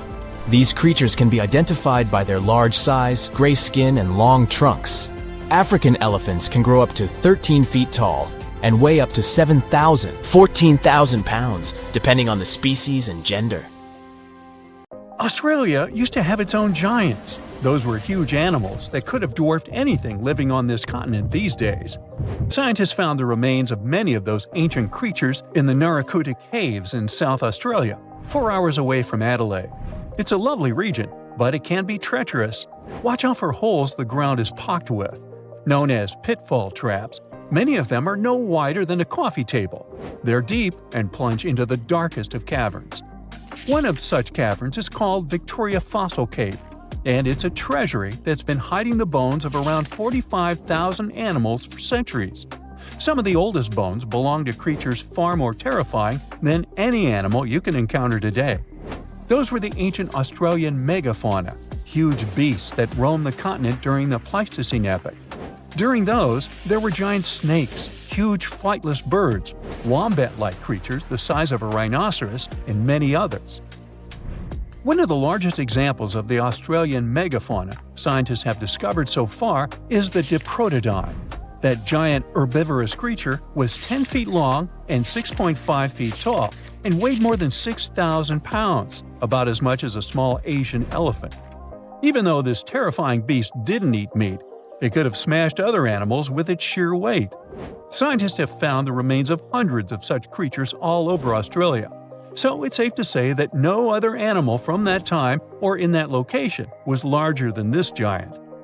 Despite its creepy appearance, the Diprotodon was a relative to the modern-day wombat, and those are known to sometimes pounce humans.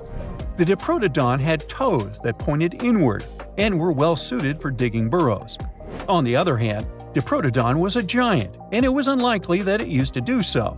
It was likely a trait it had inherited from its smaller burrowing ancestors, or it could have used its claws to search for roots.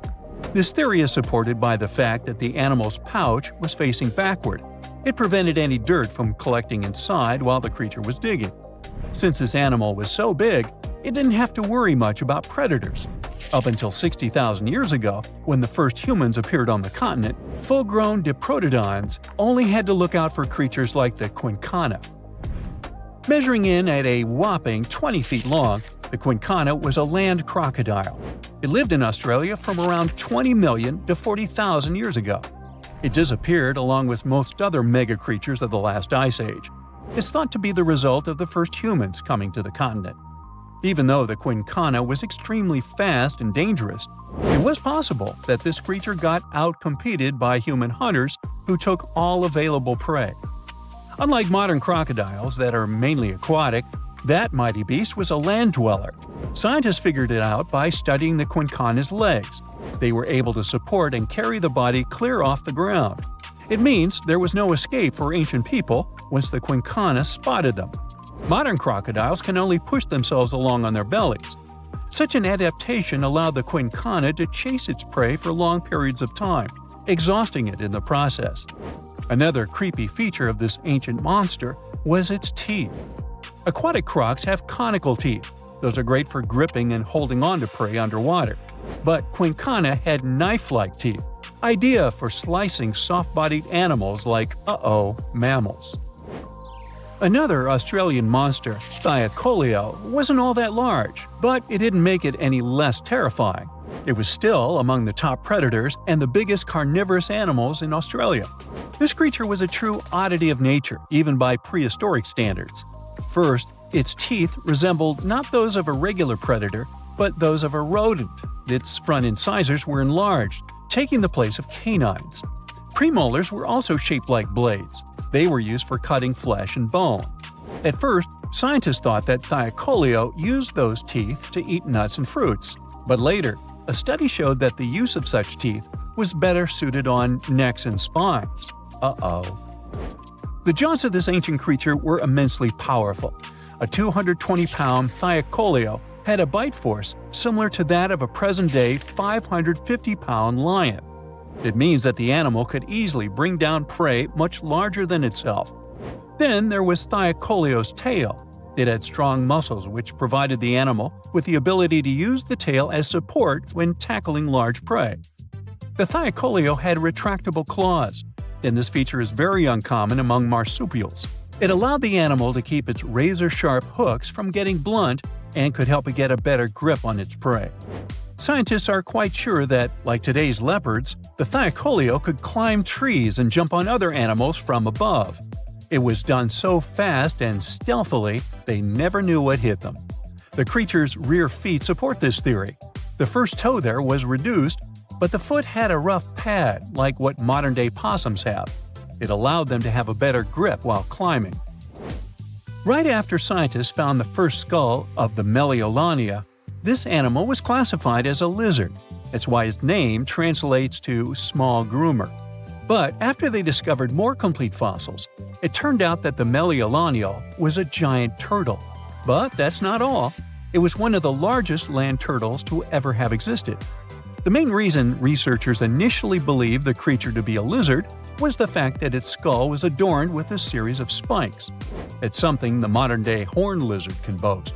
But even after discovering the true nature of the Meliolania, scientists still don't know how to properly catalog it. It might have been a creature that folded its neck under its spine, or it could have folded it to the side. Beside those defensive mechanisms on its head, the Meliolania was also equipped with a spiked tail, which was probably used to prevent predators from attacking the animal from behind. Most species of the Melialania disappeared around 2,000 to 3,000 years ago because of humans who hunted them to extinction in both Australia and on the surrounding islands. It took around 2 centuries for these turtles to go extinct in that region of the globe. The Megalania was a giant Australian lizard that existed at the end of the Pleistocene epoch. It looked like a Komodo dragon and the Australian monitor lizard, which are both believed to be Megalania's closest living relatives.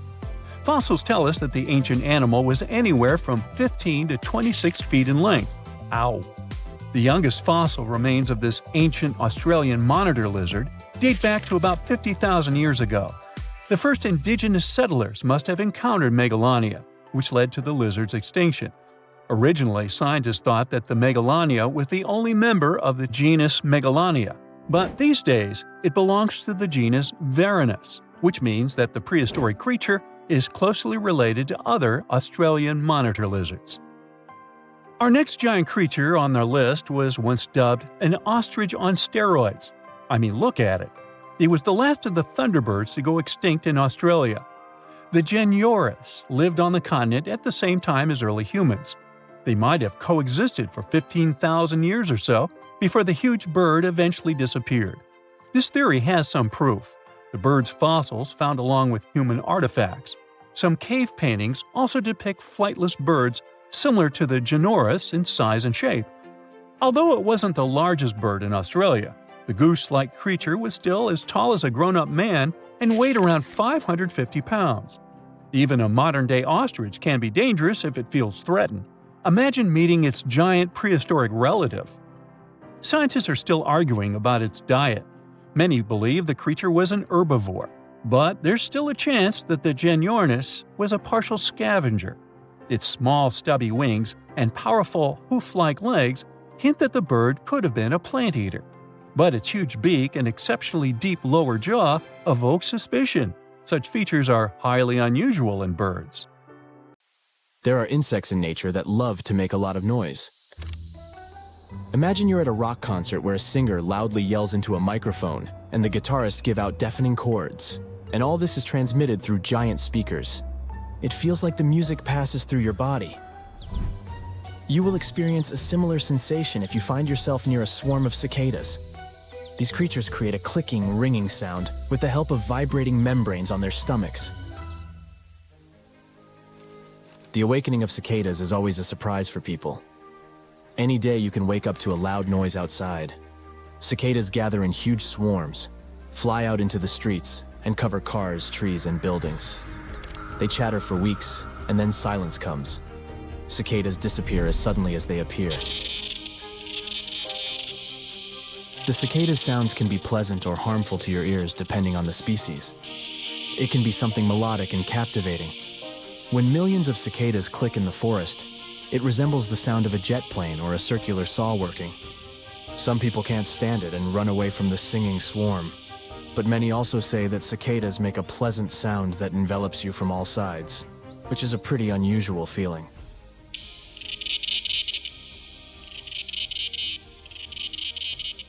They make this noise to attract breeding partners or to warn their families of danger.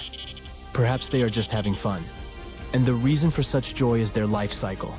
Cicadas spend several years underground and then come out to make noise for the last several weeks of their lives. And what they do under the surface is one of the most exciting mysteries for scientists.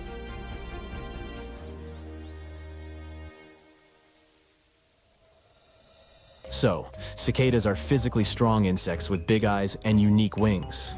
We'll talk about their uniqueness later, but now let's figure out why these insects are so awesome.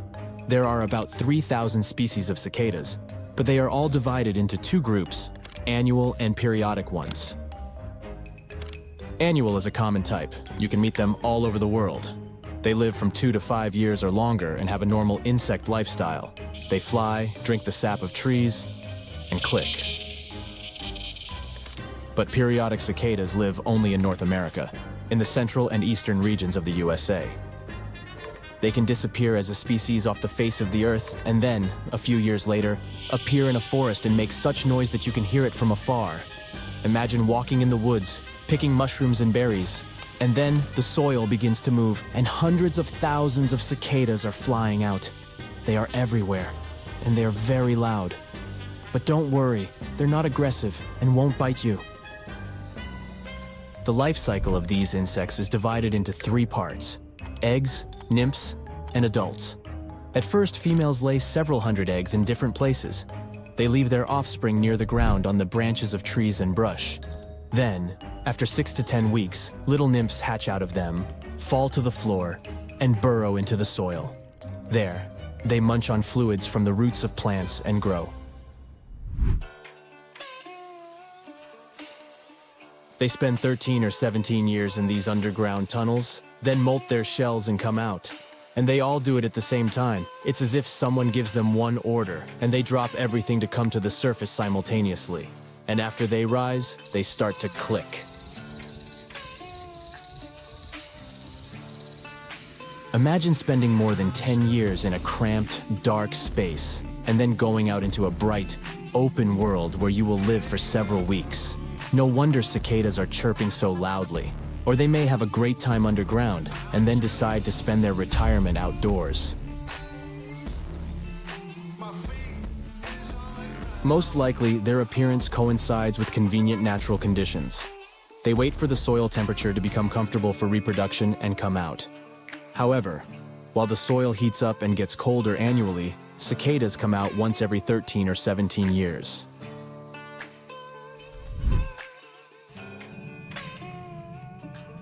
Scientists can't give an exact explanation for this, but it may be related to other animals.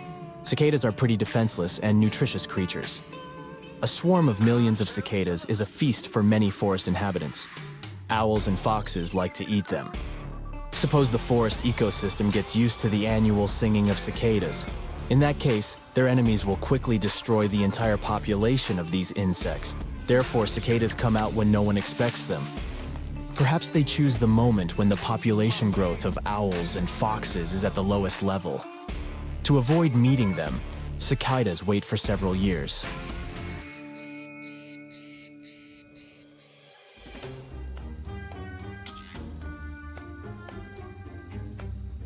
This version looks logical, but something doesn't work in it. If cicadas fight for survival in such a way, then why don't all species do it?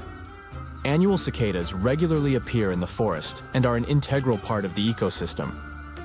They continue to exist despite the presence of many enemies. Why do periodic ones decide to hide? This is still unknown.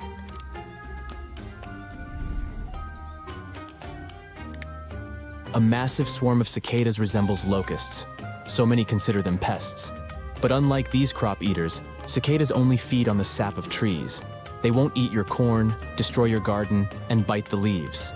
Cicadas drink juice from branches and roots, and they do it quite rarely. Yes, 1 million cicadas can damage trees because of their relative weight, but the damage they cause to people is not comparable to what locusts do. Besides, cicadas will rarely bother you. You can finish university and change several jobs, and the cicadas would come out only once during this time, and they also look pretty cute for insects. Their wings have beautiful patterns, and their eyes are so huge. However, they can still terrify you, especially if you meet a swarm of cicadas on your way.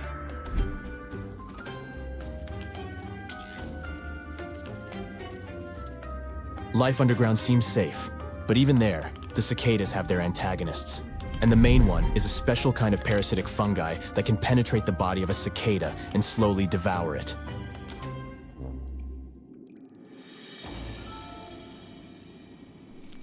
The fungus takes control of the body and turns the host into a living zombie. These parasites have also learned to change their life cycle, following the life cycle of cicadas. That is, the fungus remains in the body of an insect for a long time and does nothing. And then, when the cicada comes to the surface, the parasite wakes up and begins to spoil its life. It feeds on the host's body and forces it to spread the fungus spores throughout the swarm to infect future generations.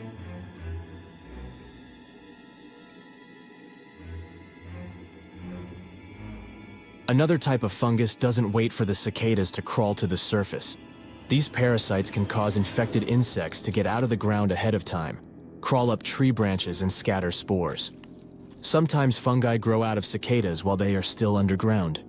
It seems that cicadas won't survive with such dangerous enemies, but nature has found a balance.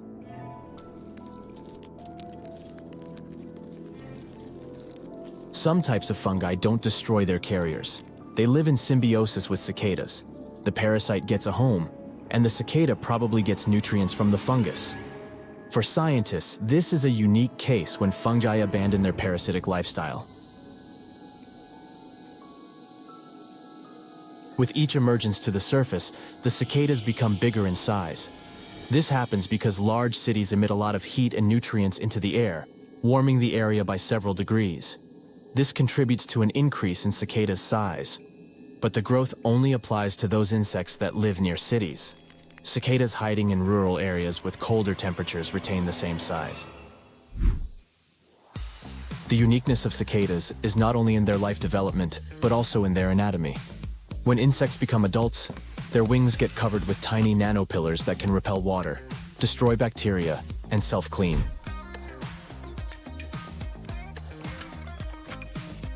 Doctors, chemists, and engineers want to use the properties of cicada wings to develop new technologies in different fields. A coating with the cicada's nanopillars can help people create new medicines. Engineers want to use self-cleaning surfaces of the wings without glare as coatings for solar panels and other high-tech developments. So, yeah, cicadas actually help us a lot.